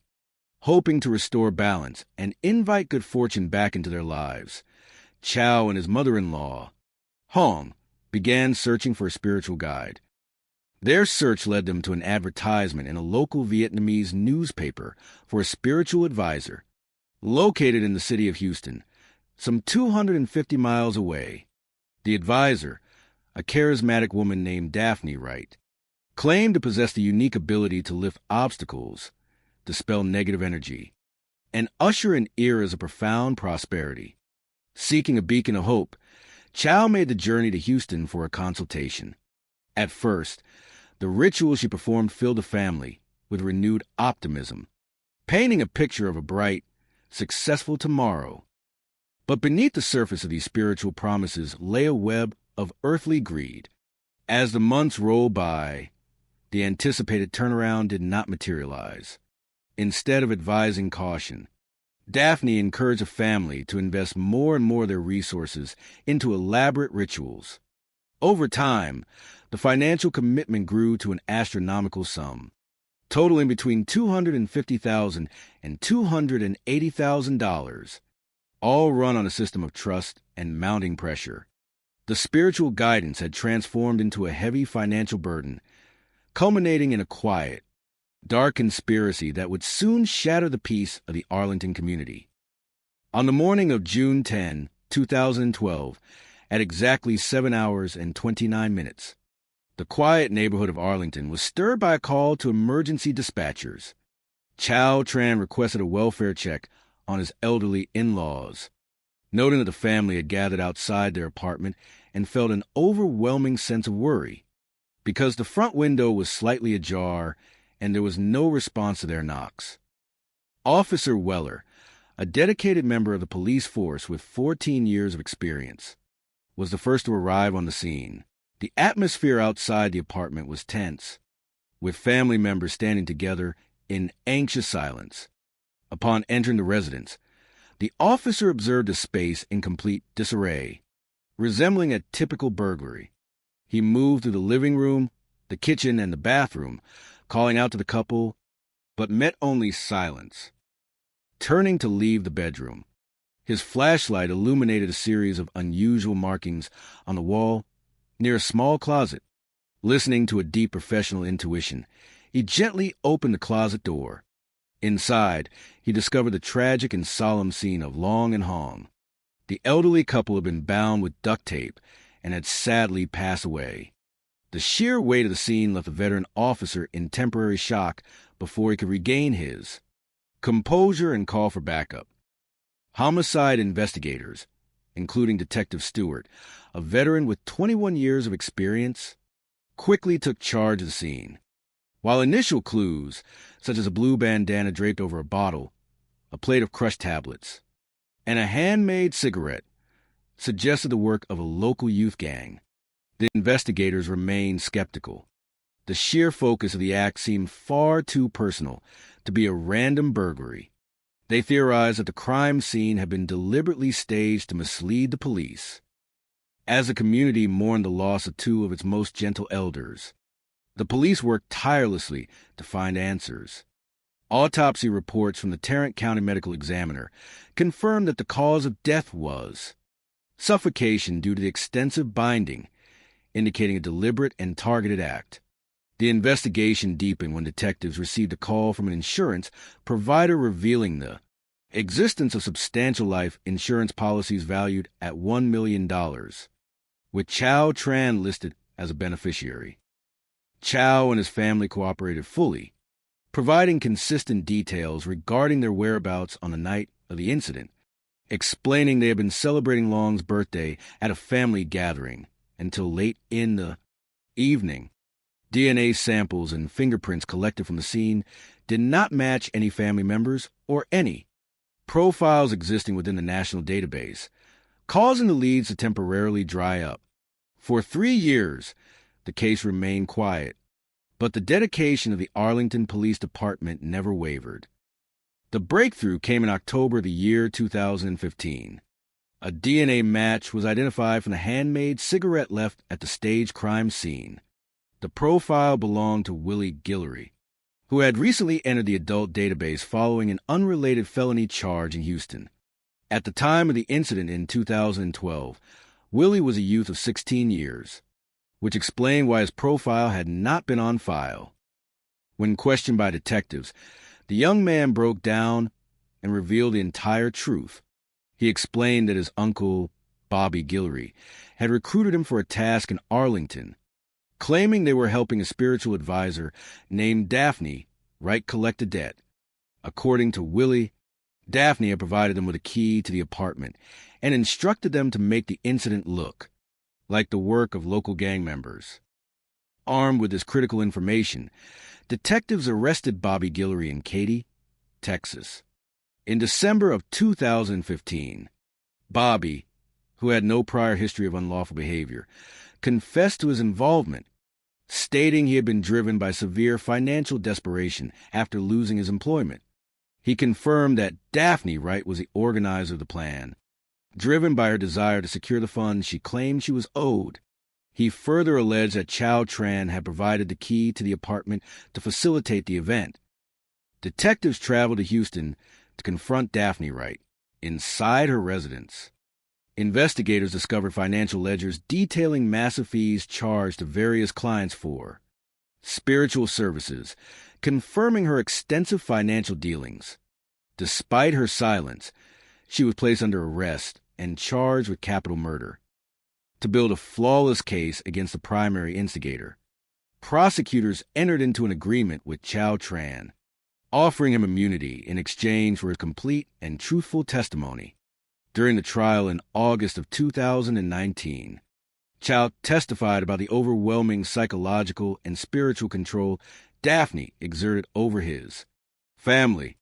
He described how they lived in constant fear of spiritual retribution and how the plan had been devised to utilize the insurance policies to settle the massive outstanding debt. The trial concluded in September of 2019. The jury found Daphne Wright guilty of capital murder, and she was sentenced to life in prison without the possibility of parole. Bobby and Willie Guillory also faced the legal consequences of their actions. Though the legal path was complex and some questions remained regarding the full distribution of responsibility, the story of Long, Nguyen, and Hong ultimately highlights the triumph of truth over deception. The dedicated efforts of the police department restored peace to the Arlington community, proving that the light of justice will always pierce through the deepest shadows, preserving the memory of a kindly couple who wanted nothing more than to build a beautiful future for those they loved. The morning sun of Texas has a way of rising with a slow, amber warmth, casting long and gentle shadows across the quiet suburban landscapes of Arlington. It was a city where diverse cultures met and woven together a beautiful tapestry of human life, a place where people from all corners of the globe came to build their dreams. In the quiet hours of early morning, before the rush of daily life began, the birds sang their soft melodies from the branches of pecan trees, and the air carried a faint, sweet scent of damp earth. In this peaceful setting, a story unfolded that would test the strength of a community, the dedication of those sworn protected, and the deep, complex bonds of family and belief. It is a narrative not of despair, but of the relentless pursuit of truth, the enduring power of love, and the ultimate restoration of harmony. Our story begins with Officer Weller, a dedicated public servant with 14 years of experience walking the beat and helping neighbors. He was a man who possessed a quiet warmth and an easygoing sense of humor, always ready with a kind word for the residents of his patrol area. He believed that police work was not just about enforcing rules, but about building bridges of understanding. To him, every welfare check was an opportunity to ensure that someone was safe, warm, and cared for. On the morning of June 10th, 2012, at 7:29 in the morning, a phone call came through to the emergency dispatchers. The voice on the other end belonged to Chow Tran, a 38-year-old Vietnamese immigrant who had worked tirelessly alongside his family to establish a commercial sewing business. Chow was a man who carried the heavy responsibility of being the primary spokesperson for his family, the face of their enterprise, and the bridge between their traditional heritage and their new American home. His voice, though polite, carried a distinct note of worry as he requested a welfare check on his beloved elderly in-laws, Long Nguyen and Hong Lee. The dispatcher, listening carefully, asked for the names of the individuals. Chow explained, spelling out the names with care, noting that his father-in-law, Long Nguyen, was 70-something years of age. Chow explained that his family had gathered outside the apartment residence. His teenage son had gone to knock on the door, but there had been no answer. The family noticed that a window was open and things inside did not look quite right. Too anxious to enter the home themselves, they waited outside, hoping for a reassuring presence. Officer Weller was dispatched to the scene, driving through the quiet, sun-drenched streets. When he arrived, he noticed a family gathered together on the pavement. It was unusual to receive a welfare check request so early in the morning, and the sight of an entire family standing outside the apartment immediately caught his attention. He greeted them with his characteristic calm and gentle demeanor, promising to check inside and ensure everything was fine. Upon entering the apartment, the atmosphere changed. The space was in disarray, showing the classic telltale signs of a sudden disruption. Officer Weller called out, his voice echoing in the quiet rooms, but there was no answer. He moved through the living room, the kitchen, and the bathroom, finding them all empty. The only remaining space was the bedroom. As he stepped into the bedroom, Officer Weller initially saw nothing out of the ordinary. His main focus was simply finding the family, hoping they had perhaps gone for an early morning walk to enjoy the cool air before the Texas heat set in. He turned to leave, but as his flashlight swept across the wall next to a very small closet, he noticed faint smudges near the handle. A quiet intuition, built over 14 years of service, prompted him to pause. He opened the closet door. Inside, he discovered the quiet, motionless forms of Long Nguyen and Hong Lee. In that moment, the reality of the situation became clear. They were gone. The scene was incredibly solemn, a stark contrast to the lively, warm spirits the couple had possessed throughout their lives. Officer Weller, deeply moved by the sight, stepped back into the living room, took a deep breath to compose himself, and called for his supervisor and the crime scene unit. When the seasoned homicide investigators arrived, including Detective Stewart, a veteran with 21 years of experience in the department, they were met with a profound mystery. Long and Hong had been gentle, beloved members of the community who had never bothered anyone. They were known for their generosity, their hard work, and their devotion to their 3 children and many grandchildren. The couple had immigrated to the United States from Vietnam in the year 2000, bringing with them a rich heritage, deep-seated traditions, and a hope for a prosperous future. They had settled in Arlington, a vibrant city in Tarrant County, known for its welcoming atmosphere and large, active Vietnamese community.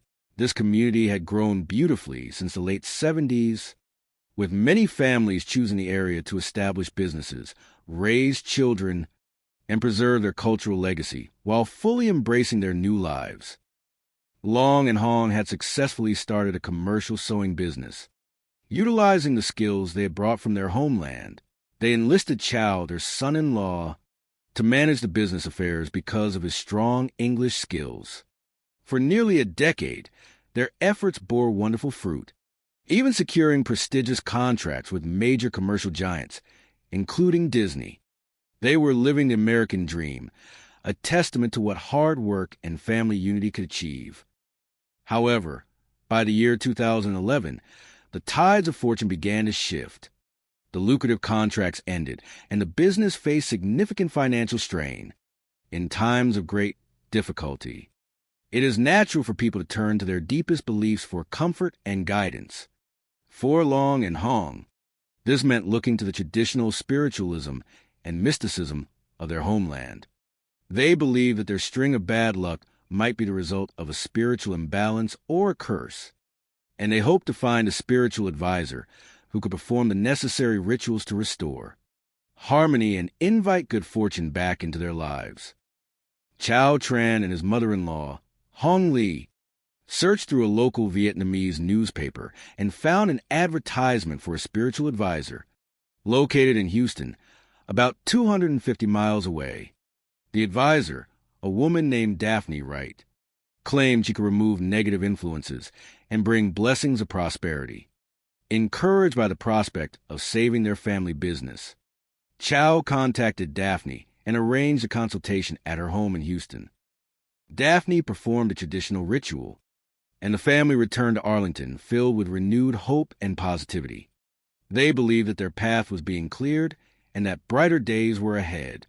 Yet, as the months passed, the financial difficulties did not disappear, and the family found themselves sinking deeper into debt. In the wake of the tragedy on June 10th, investigators began to examine the apartment for clues. They found several unusual items that seemed designed to paint a specific picture.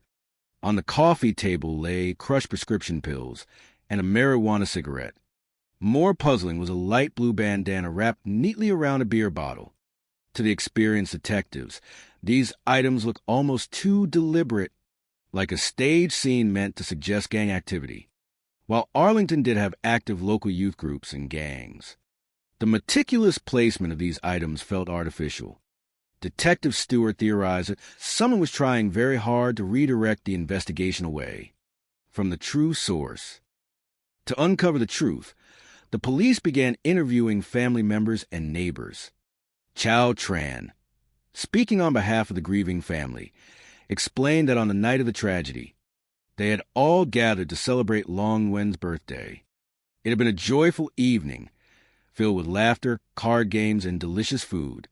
Long and Hong had stayed until about 10:30 in the evening, after which they were driven home by another family member. That was the last time they were seen alive. Chow cooperated fully with the investigators, providing detailed timelines of the evening and answering every question about potential adversaries. He noted that while traditional Vietnamese families often kept their savings at home rather than in banks, His in-laws did not possess a large sum of money. The sewing business had been struggling, and they had been searching for ways to recover. As the investigation proceeded, a routine notification arrived from an insurance company. The detectives learned that there was a substantial life insurance policy on the couple, valued at over $1 million, with Chow Tran named as a beneficiary. When asked about this, Chow explained rationally that because the commercial sewing business was in his in-laws' names, the policy was established to ensure the family could continue operating the business and supporting their employees if a tragedy ever occurred. The forensic teams processed the items found at the scene, extracting a clear deoxyribonucleic acid profile from the marijuana cigarette. However, when they ran the profile through the combined DNA index system, there were no matching entries. This suggested that whoever had left the item had no prior adult felony convictions. For over 2 years, despite interviewing more than 50 people and following every possible lead, the investigation did not yield a suspect, and the case grew quiet. The breakthrough came in the year 2015. A young man named Willie Guillory, who was 16 years old at the time of the incident in 2012, was arrested in Houston for an unrelated felony involving a horse. Because he had reached adulthood and was convicted of felony, his profile was entered into the national database. The system immediately identified a perfect match between Willie's profile and the sample recovered from the apartment in Arlington. On October 17, 2015, Willie was brought in for questioning. When presented with the scientific evidence, the young man became emotional and confessed to his involvement, explaining that he had not acted alone. He revealed that his uncle, Bobby Guillory, had brought him along on a trip to Arlington in June of 2012. According to Willie, they had been provided with a key to the apartment and instructed to stage a burglary to make it look like gang activity, using the blue bandana, the beer bottle, and the other items. Willie further explained that the entire plan had been orchestrated by Daphne Wright, the spiritual advisor from Houston. Daphne had allegedly claimed that the family owed her a substantial sum of money, estimated to be between $250,000 and $280,000, for her spiritual services. She had reportedly pressured Bobby, who was facing severe financial difficulties at the time, to carry out the act in exchange for a promised payment of $10,000. Armed with this information, detectives traveled to Katy, Texas, on December 16, 2015, to arrest Bobby Guillory. Bobby, who had no prior criminal history and was deeply remorseful, confirmed his nephew's account. He explained that his financial desperation had made him vulnerable to Daphne's influence. He described Daphne as a commanding figure who expected complete compliance and was determined to collect the funds she believed she was owed. Bobby claimed that Daphne had learned about the family's substantial life insurance policies and suggested that their deaths would allow the debt to be settled. When investigators asked Bobby how Daphne had obtained the key to the apartment, Bobby made a surprising statement, alleging that the key had originally come from Chow Tran. The investigators then focused their attention on Daphne Wright, visiting her home in Houston. She was a mother of 3 daughters, described as a strong-willed and direct woman who managed her household with absolute authority. During initial conversations, she confirmed she knew Chow as a client, but declined to provide specifics about their business transactions. Upon obtaining a search warrant for her home, police discovered detailed ledgers outlining her spiritual services, with fees ranging from $10,000 to $40,000 for various rituals and consultations. These documents provided clear evidence of the massive financial transactions occurring under the guise of spiritual guidance. In order to build a complete and legally sound case against Daphne, who appeared to be the driving force behind the entire arrangement, the prosecutors made a strategic decision. They offered Chow Tran immunity from prosecution in exchange for his full and truthful testimony. During the trial, which began on August 26, 2019, Chow testified extensively. He described how the family had become deeply afraid of Daphne, believing she possessed powerful spiritual abilities that could bring either great blessings or terrible misfortune. He claimed that his mother-in-law, Hong, out of profound love for her family and a desire to save them from financial ruin, had even suggested sacrificing herself so the family could collect the insurance money to pay the spiritual debt. Chow admitted to leaving the key where it could be retrieved, which ultimately allowed Bobby and Willie to enter the residence. The defense argued that Chow was a primary participant who sought the financial benefit of the insurance policies, pointing out the lack of written documentation regarding the massive debt to Daphne. In September of 2019, after carefully weighing all the evidence, the jury reached their verdict. Daphne Wright was convicted of capital murder and sentenced to life in prison without the possibility of parole. Bobby and Willie Guillory also faced justice for their roles in the conspiracy. Though some aspects of the resolution remained complex, the community of Arlington found solace in the truth finally being brought to light. The memory of Long Nguyen and Hong Lee lived on through their grandchildren, who grew up knowing the incredible journey, the hard work, and the deep love their grandparents had possessed. The story became a powerful reminder of the importance of community support, the dangers of extreme superstition, and the enduring strength of families who, even in the face of great challenges, continue to strive for a brighter, more harmonious future. Long Nguyen and his beloved wife, Hong Lu, were the very embodiment of this journey. Having immigrated to the United States in the year 2000, they brought with them a profound love for their family and an unwavering commitment to hard work. Together with their 3 children, they settled in Arlington to pursue the classic American dream. They were a warm, generous, and highly respected couple who quickly established deep roots in the local community. Everyone who knew them described them as kind-hearted souls who never sought conflict and always offered a helping hand to neighbors. To secure a legacy for their children and grandchildren, Long and Hong established a commercial sewing business. To ensure its smooth operation, they enlisted the valuable help of their son-in-law, Chow Tran, a 38-year-old family member who possessed excellent English skills and served as the public face of the business, interacting with contractors and navigating the local commercial landscape. For nearly a decade, their efforts bore magnificent fruit.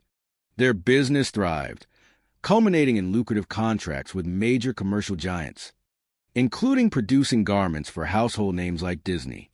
They had truly built a beautiful life filled with optimism and family warmth. However, commercial landscapes can be unpredictable, and by the year 2011, the family encountered a series of severe business challenges. The loss of their major contracts threw the sewing enterprise into financial difficulty. In times of great stress, people often reach back to the timeless traditions of their ancestors for comfort and guidance. For thousands of years, ancient Eastern philosophies have taught that spiritual balance, positive energy, and mindfulness can help steer a family through stormy seas. Long and Hong, holding fast to the cultural mysticism of their youth, believed that their string of bad luck might be resolved through traditional spiritual counseling. Searching for a guiding light, Chow Tran and his mother-in-law discovered an advertisement in a local Vietnamese newspaper for a spiritual advisor named Daphne Wright, who operated out of Houston, located about 250 miles away, promising to restore harmony, clear negative energy, and invite good fortune. Daphne seemed to be the ideal counselor to help the family navigate their business struggles. Chow reached out to her, and after an initial consultation in Houston, the family felt a renewed sense of hope, believing that their fortunes would soon turn around.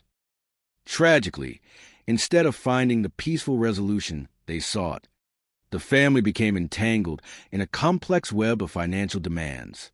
Over the course of months, the spiritual counseling sessions evolved into an overwhelming financial burden, with the family accumulating a massive debt to the advisor that ballooned to somewhere between $200,000 $150,000 and $280,000.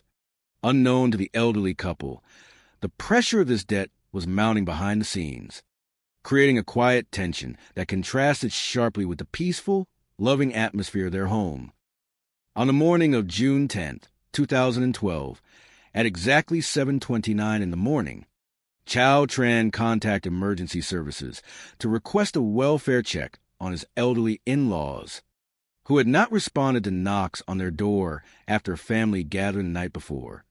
Responding to the call, police officers arrived at the quiet apartment complex. Officer Weller, a dedicated public servant with 14 years of experience, entered the residence. While the living spaces showed signs of disarray, indicating a possible burglary, a careful search led to a quiet bedroom closet. There, the officer made a deeply sobering discovery. Long Nguyen and Hong Lu had passed away. The loss of this sweet, elderly couple sent shockwaves of grief through the tight-knit Arlington community. Homicide investigators, led by seasoned Detective Stewart, who had spent 21 years solving complex cases, immediately began a meticulous investigation. At the scene, officers found several elements that seemed designed to mimic gang activity, including a blue bandana wrapped around a beverage bottle and other unusual items. However, the experienced detectives quickly sensed that the scene was too meticulously arranged, suspecting that these clues were staged to mislead the authorities. The initial phase of the investigation was exceptionally challenging. Detectives interviewed more than 50 to 60 neighbors, family members, and local associates, leaving no stone unturned. Forensics teams gathered hair fibers, fingerprints, and DNA samples from the apartment, including from a discarded cigarette found at the scene. Since the DNA profile did not match any existing entries in the national databases, the case slowly went cold, remaining a quiet mystery for more than 2 years. Yet, the dedicated detectives of the Arlington Police Department never gave up hope, knowing that truth has a natural way of coming to light. The breakthrough came in the year 2015 through an unexpected turn of events. A 16-year-old youth named Willie Guillory was arrested in Houston on an unrelated felony charge involving the theft of a horse. Because a felony conviction requires the submission of a DNA sample to the state database, Willie's profile was officially entered into the system. Almost immediately, the database flagged a perfect match between Willie's DNA and the forensic evidence collected from the Arlington apartment 3 years earlier. In October 2015, detectives brought Willie in for questioning. Confronted with the scientific evidence, the young man broke down and shared the truth. He revealed that in the summer of 2012, his uncle, Bobby Guillory, had asked him to travel to Arlington. Bobby, who was facing severe financial distress after being laid off from his job, had been approached by Daphne Wright. Daphne had offered Bobby a payment of $10,000 to carry out a confrontation over the outstanding debt owed by the family, providing him with a key to the apartment. Willie explained that they had staged the apartment to look like a random burglary to shield the true instigator. Armed with this crucial information, detectives traveled to Katy, Texas, in December of 2015 to arrest 52-year-old Bobby Guillory. Realizing the gravity of the situation, Bobby cooperated with investigators, confirming that Daphne Wright was indeed the driving force behind the entire plan. It was revealed that Daphne, aware of a substantial life insurance policy worth at least $1 million held by the family, had sought to collect her outstanding fees through extreme pressure. As the puzzle pieces came together, investigators focused their attention on Daphne Wright. In August of 2016, detectives executed a search warrant at her Houston residence. Inside, they discovered detailed business ledgers outlining substantial charges for her spiritual services, confirming her extensive financial dealings. To secure a complete and airtight case against the primary organizer of the plot, prosecutors offered Chow Tran immunity in exchange for his full, truthful testimony regarding the financial arrangements and the events leading up to that fateful summer In August of 2019, the trial of Daphne Wright commenced. Chow took the stand, delivering powerful testimony that detailed the immense psychological and financial pressure Daphne had exerted over the family, portraying her as a figure who used fear and manipulation to enforce her demands. In September of 2019, after hearing all the evidence, the jury delivered a swift and decisive verdict. Daphne Wright was convicted of capital murder and sentenced to life in prison without the possibility of parole, ensuring that justice was served. Bobby and Willie Guillory also faced the legal consequences of their actions, bringing a long-awaited resolution to a deeply complex case. While the journey to justice was long and filled with emotional challenges for the family and the community, the resolution of the case highlighted the profound dedication of the local law enforcement officers, the resilience of the Vietnamese American community, and the enduring power of truth. The story serves as an inspiring reminder of the importance of community support, the triumph of justice over manipulation, and the quiet strength of families who, even in the face of great adversity, stand together to honor the memory of their loved ones. The morning sun rose over Arlington, Texas, casting a warm, golden glow across the quiet suburban neighborhoods where families were just beginning to wake. In this bustling city, known for its vibrant mixture of cultures and welcoming spirit, the summer of 2012 had arrived with a gentle breeze and the sweet scent of blooming jasmine. Among the many who had made this place their home was a large, close-knit Vietnamese community, a gathering of hard-working souls who had crossed oceans to build their own versions of the American dream. Long Nguyen and his beloved wife, Hong Lu, were the very heart of this community. Having immigrated to the United States of America in the year 2000, they brought with them nothing but their time-honored traditions, an unwavering work ethic, and a deep, boundless love for their family. They were a sweet, gentle couple in their 70s, always ready with a warm smile or a helpful hand for their neighbors. Together with their 3 children and grandchildren, they had established a commercial sewing business that hummed with life. It was a true family endeavor, managed with the assistance of their dedicated son-in-law, Chow Tran, who possessed the strongest command of the English language and proudly served as the friendly face of the enterprise, liaising with contractors and business partners. For nearly a decade, fortune had smiled upon them. They secured lucrative contracts to manufacture beautiful garments for major commercial giants, including the world-famous Disney Company. Their days were filled with the rhythmic click-clack of sewing machines, the soft murmur of family chatter, and the shared joy of honest labor. However, as the year 2011 drew to a close, the tides of economic change began to shift. The contract with the commercial giant came to an end, and the sewing business faced a sudden, challenging downturn. In times of difficulty, it is a natural human instinct to reach back to one's roots for comfort, guidance, and hope. For generations, traditional Asian culture had embraced the comforting belief in protective guardians and spiritual advisors who could help restore balance, invite good fortune, and shield a family from hardship. Hoping to lift the heavy cloud of worry that hung over their household, Chow Tran and his mother-in-law, Hong Lu, turned to the pages of a local Vietnamese newspaper. There, they found a promising advertisement for a spiritual advisor named Daphne Wright, who operated out of Houston, some 250 miles away. The advertisement spoke of hope, of lifting burdens, and of clearing away the negative energies that sometimes block the path to prosperity. Filled with optimism, Chow made the journey to Houston to meet Daphne, seeking a ritual that might breathe new life into their beloved sewing business. For a time, the family felt a renewed sense of hope, believing that their fortunes would soon turn around. But beneath the surface of these spiritual promises lay a darker, more earthly motivation. Daphne Wright was not merely a spiritual guide. She had slowly transformed into a demanding creditor, charging astronomical fees that grew larger with each passing month. With no formal written agreements and only the heavy weight of psychological pressure. The alleged debt grew to an astronomical sum, somewhere between $250,000 and $280,000. The family, already struggling, found themselves trapped in a cycle of worry, trying desperately to satisfy demands they could scarcely afford. On the morning of June 10, 2012, at 7:29 in the morning, a call came into the emergency dispatch center.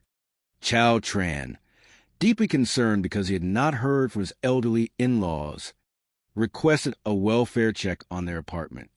When the responding police officer, Officer Weller, arrived at the quiet residential complex, he noted a gathering of anxious family members waiting outside.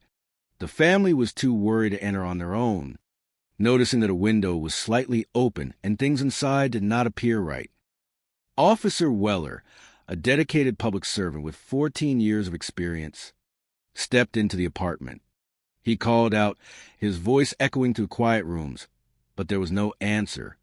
The living room showed signs of disarray, with compact discs scattered about as if someone had been searching through them. After checking the kitchen and bathroom, he entered the quiet bedroom.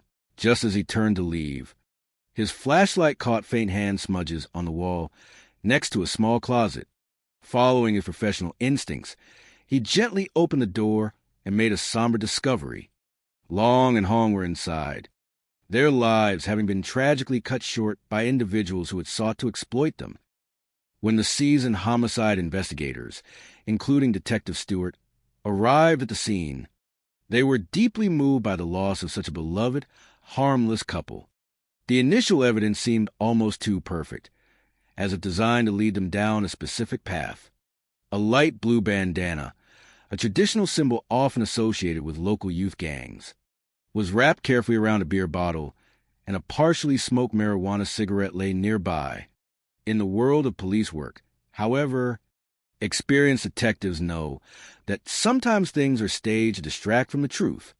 Most local gangs did not engage in crimes of this nature, and the sheer personal focus of the act suggested a deeper, more direct connection.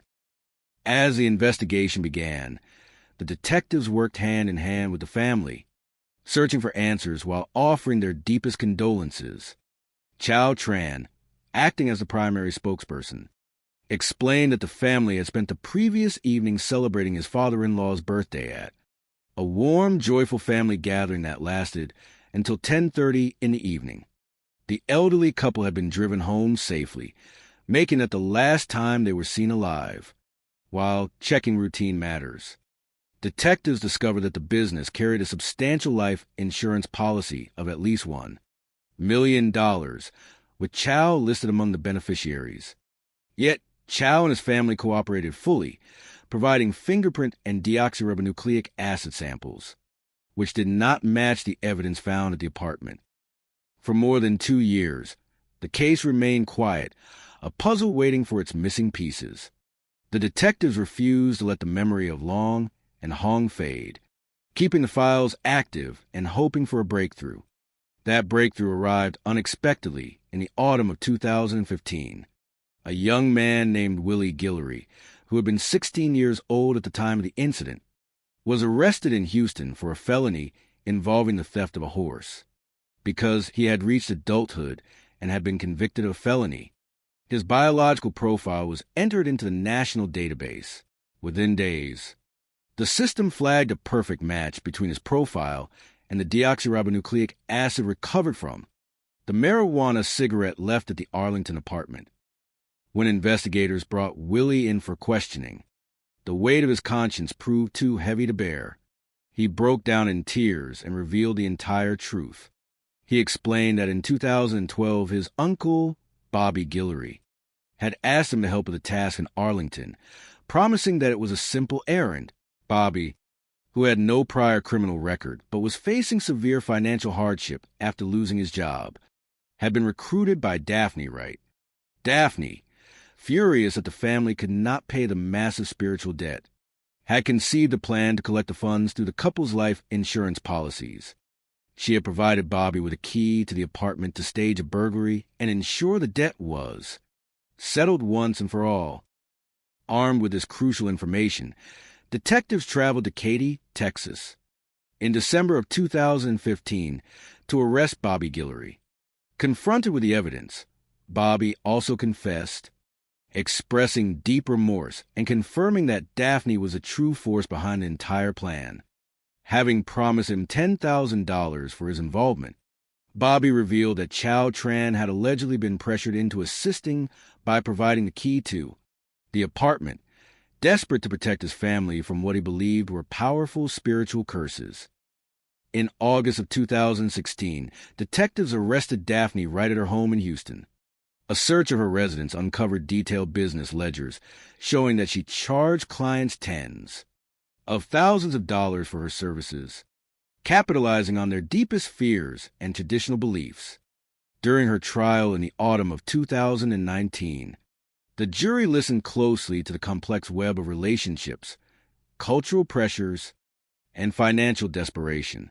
Ultimately, Daphne was convicted of capital murder and sentenced to life in prison without the possibility of parole, bringing a sense of justice and closure to the community.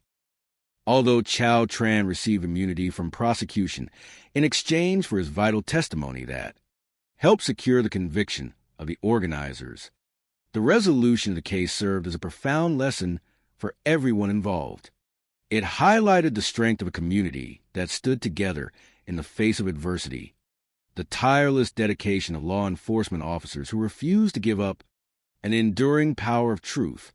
The memory of Long Nguyen and Hong Li lived on in the hearts of their children and grandchildren, who chose to remember them not by the tragedy that took them, but by the love, laughter, and beautiful legacy of hard work they had brought with them to their new home in America.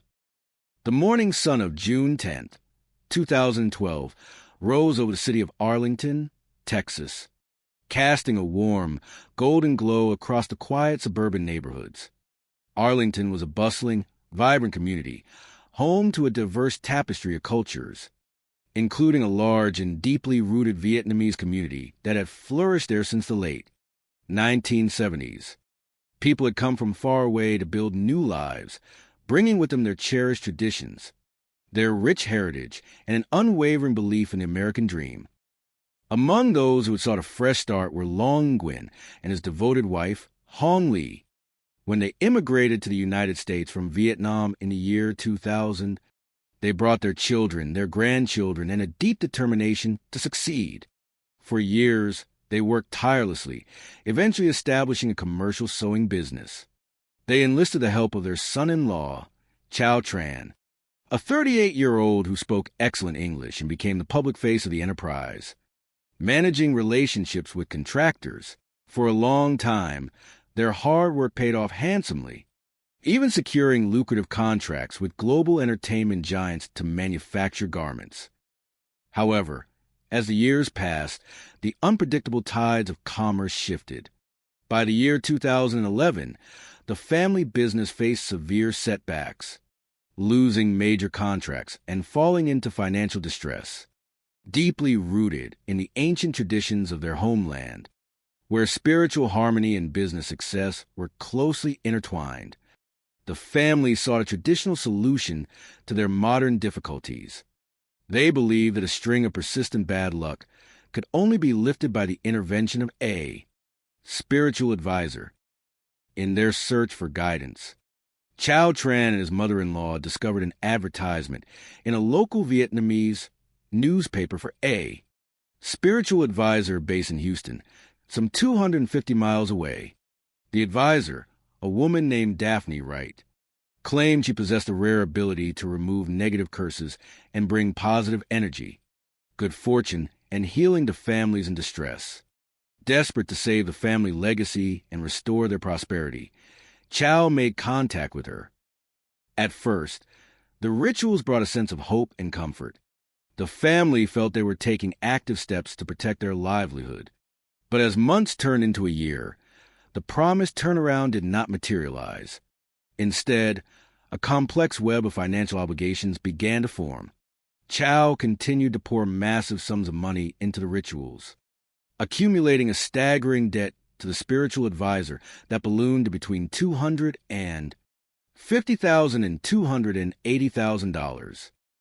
On that quiet Sunday morning of June 10th, 2012, at exactly 7:29 in the morning, a call came into the emergency dispatch center.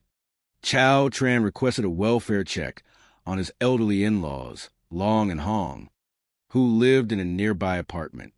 He explained to the dispatcher that his family had gone to check on them but found the apartment dark, with a window standing strangely open.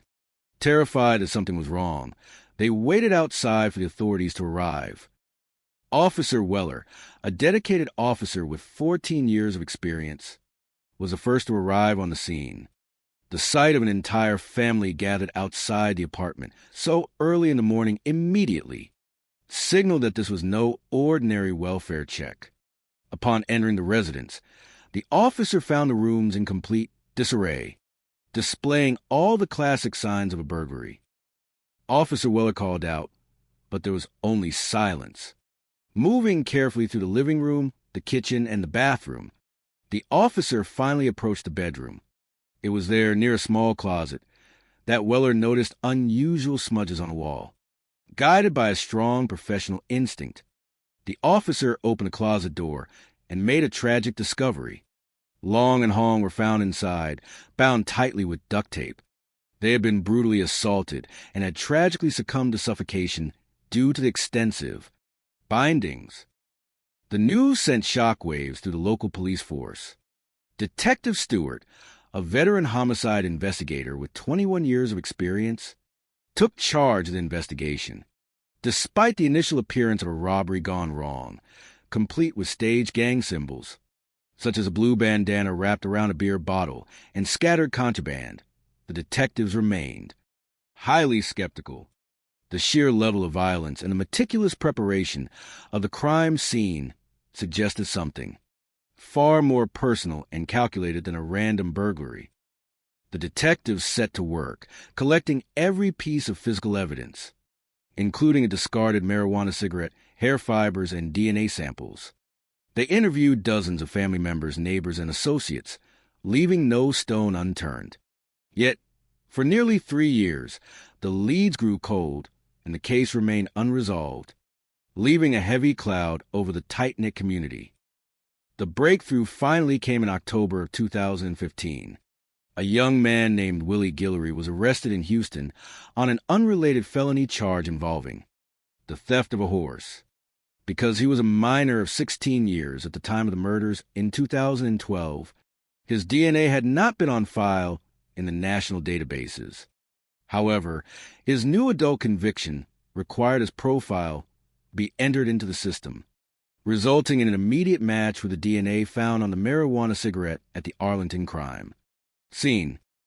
When brought in for questioning, the weight of the evidence proved overwhelming. Willie broke down and confessed, revealing that he had not acted alone. He had been recruited by his uncle, Bobby Guillory, a 52-year-old man who was struggling with severe financial difficulties at the time. Bobby, in turn, had been hired to carry out the crime by Daphne Wright, the spiritual advisor from Houston. As the puzzle pieces came together, the dark reality of the situation emerged. Daphne Wright had become an aggressive creditor, demanding the massive debt owed by the family. When she learned that Chow Tran and his wife stood to inherit a life insurance policy worth at least $1 million upon the death of the elderly couple, she orchestrated a plan to eliminate them. According to subsequent investigations and testimonies, Daphne had obtained a key to the apartment, which she provided to Bobby and Willie to gain entry and stage the robbery. Bobby Guillory was arrested shortly thereafter at his home in Katy, Texas. Faced with the evidence, he also confessed, confirming that Daphne had promised him $10,000 to carry out the deed, exploiting his desperate financial situation. The investigation culminated in the arrest of Daphne right at her Houston residence.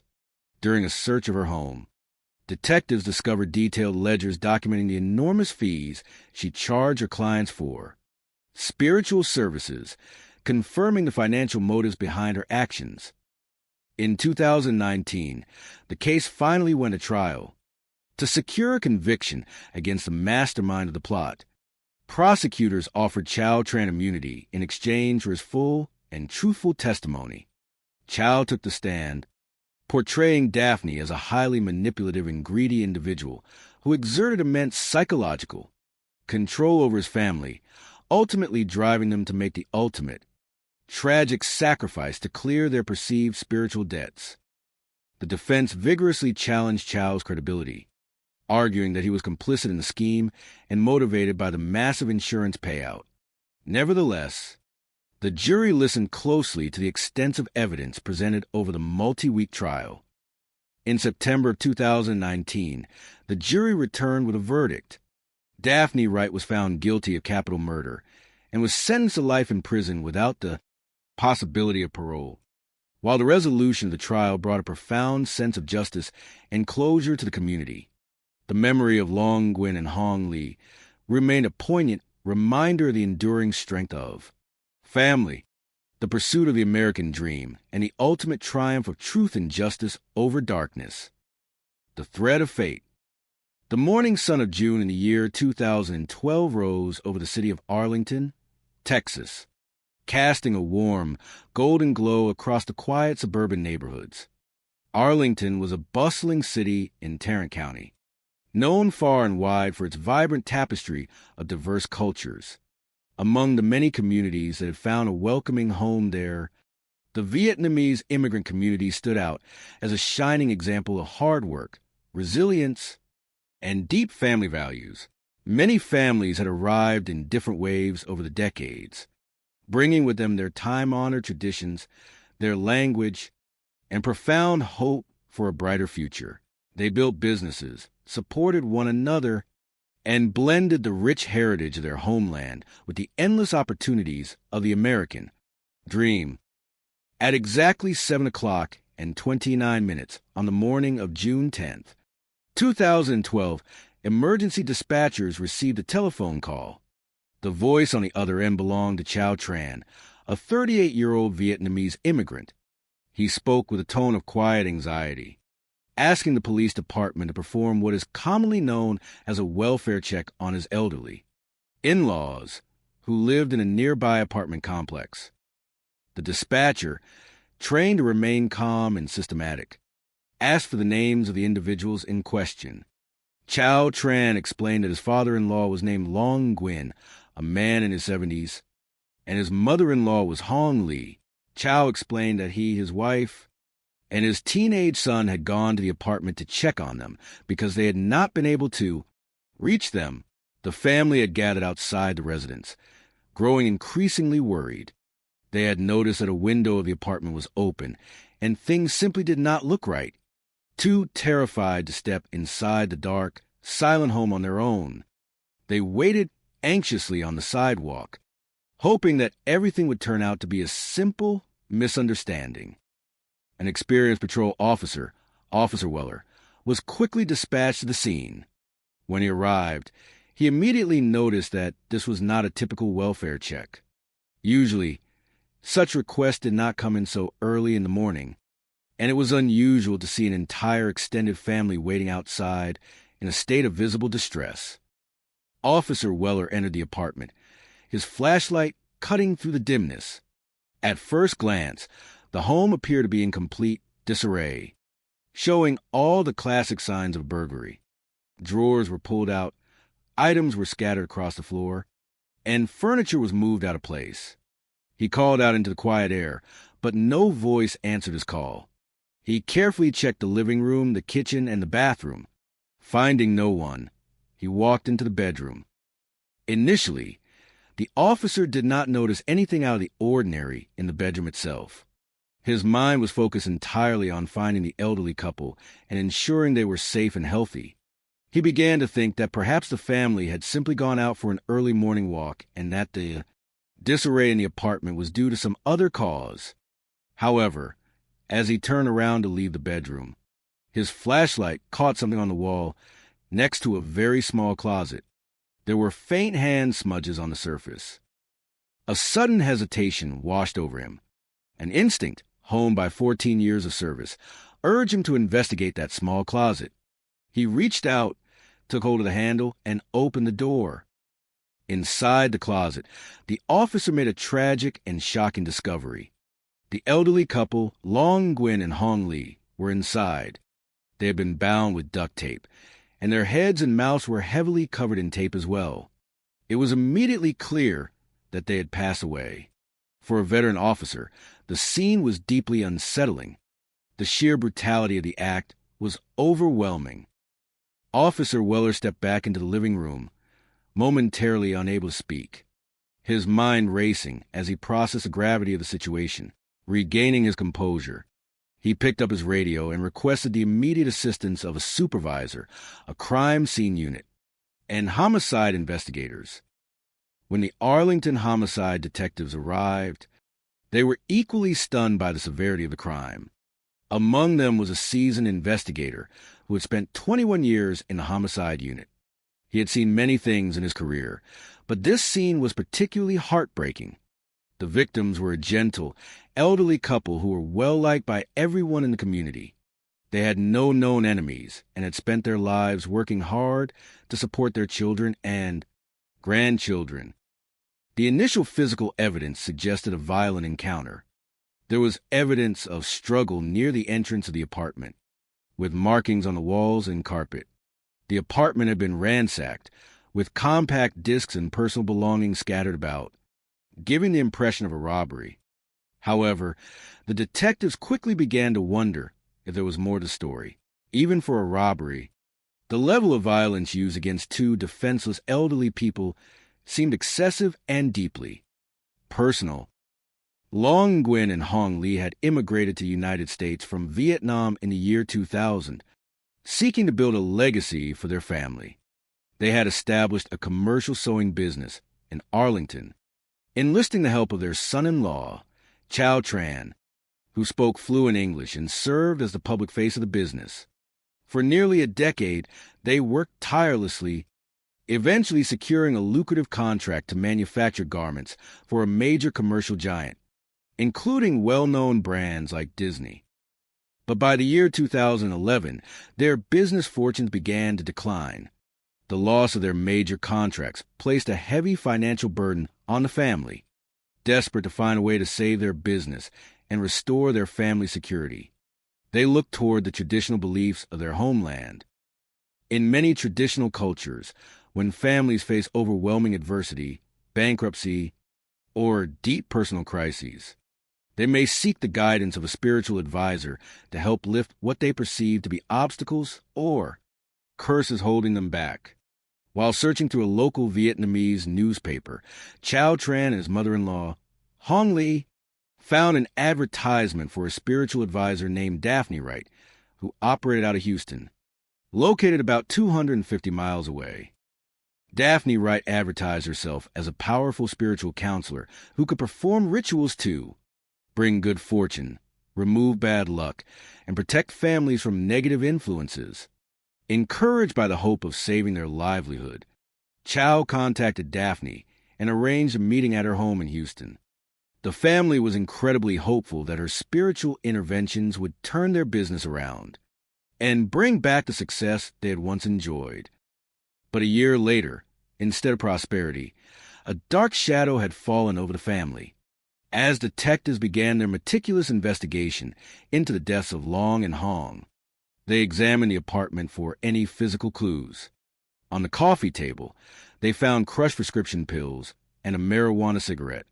More notably, they discovered a beer bottle wrapped in a light blue bandana. To the detectives, the blue bandana initially looked like a deliberate calling card left by one of the active local youth gangs known to operate in the area. These groups were sometimes known to extort local businesses. However, the seasoned homicide investigators remained skeptical. Most local gang activities did not involve this level of extreme, targeted violence against elderly citizens. The scene almost felt too perfect, as if someone had deliberately staged it to direct suspicion away from the true perpetrators and toward local street gangs. The detectives gathered forensic evidence with great care. They collected hair fibers, DNA swabs from the blood patterns, and fingerprinted the duct tape. They also sent the marijuana cigarette to the forensic laboratory to extract any potential DNA. Profiles. To understand the full scope of the victims' lives, investigators interviewed the family members. Chow Tran, acting as a primary spokesperson, explained that on the night before the discovery, the entire family had been celebrating his father-in-law's birthday at a lively party. According to Chow, the elderly couple had a wonderful time, staying until 10 o'clock and 30 minutes in the evening before receiving a ride home from another relative. That was the last time they were seen alive. When asked about financial matters, Chow mentioned that the family's sewing business had been struggling significantly, though they did not keep large amounts of cash at the home. He painted a picture of a sweet, generous couple who had spent their final years trying to keep their family business afloat. An autopsy conducted on June 11, 2012, revealed a tragic truth. While the victims had suffered blunt force trauma to their heads from an unknown object, the actual cause of death was suffocation due to the extensive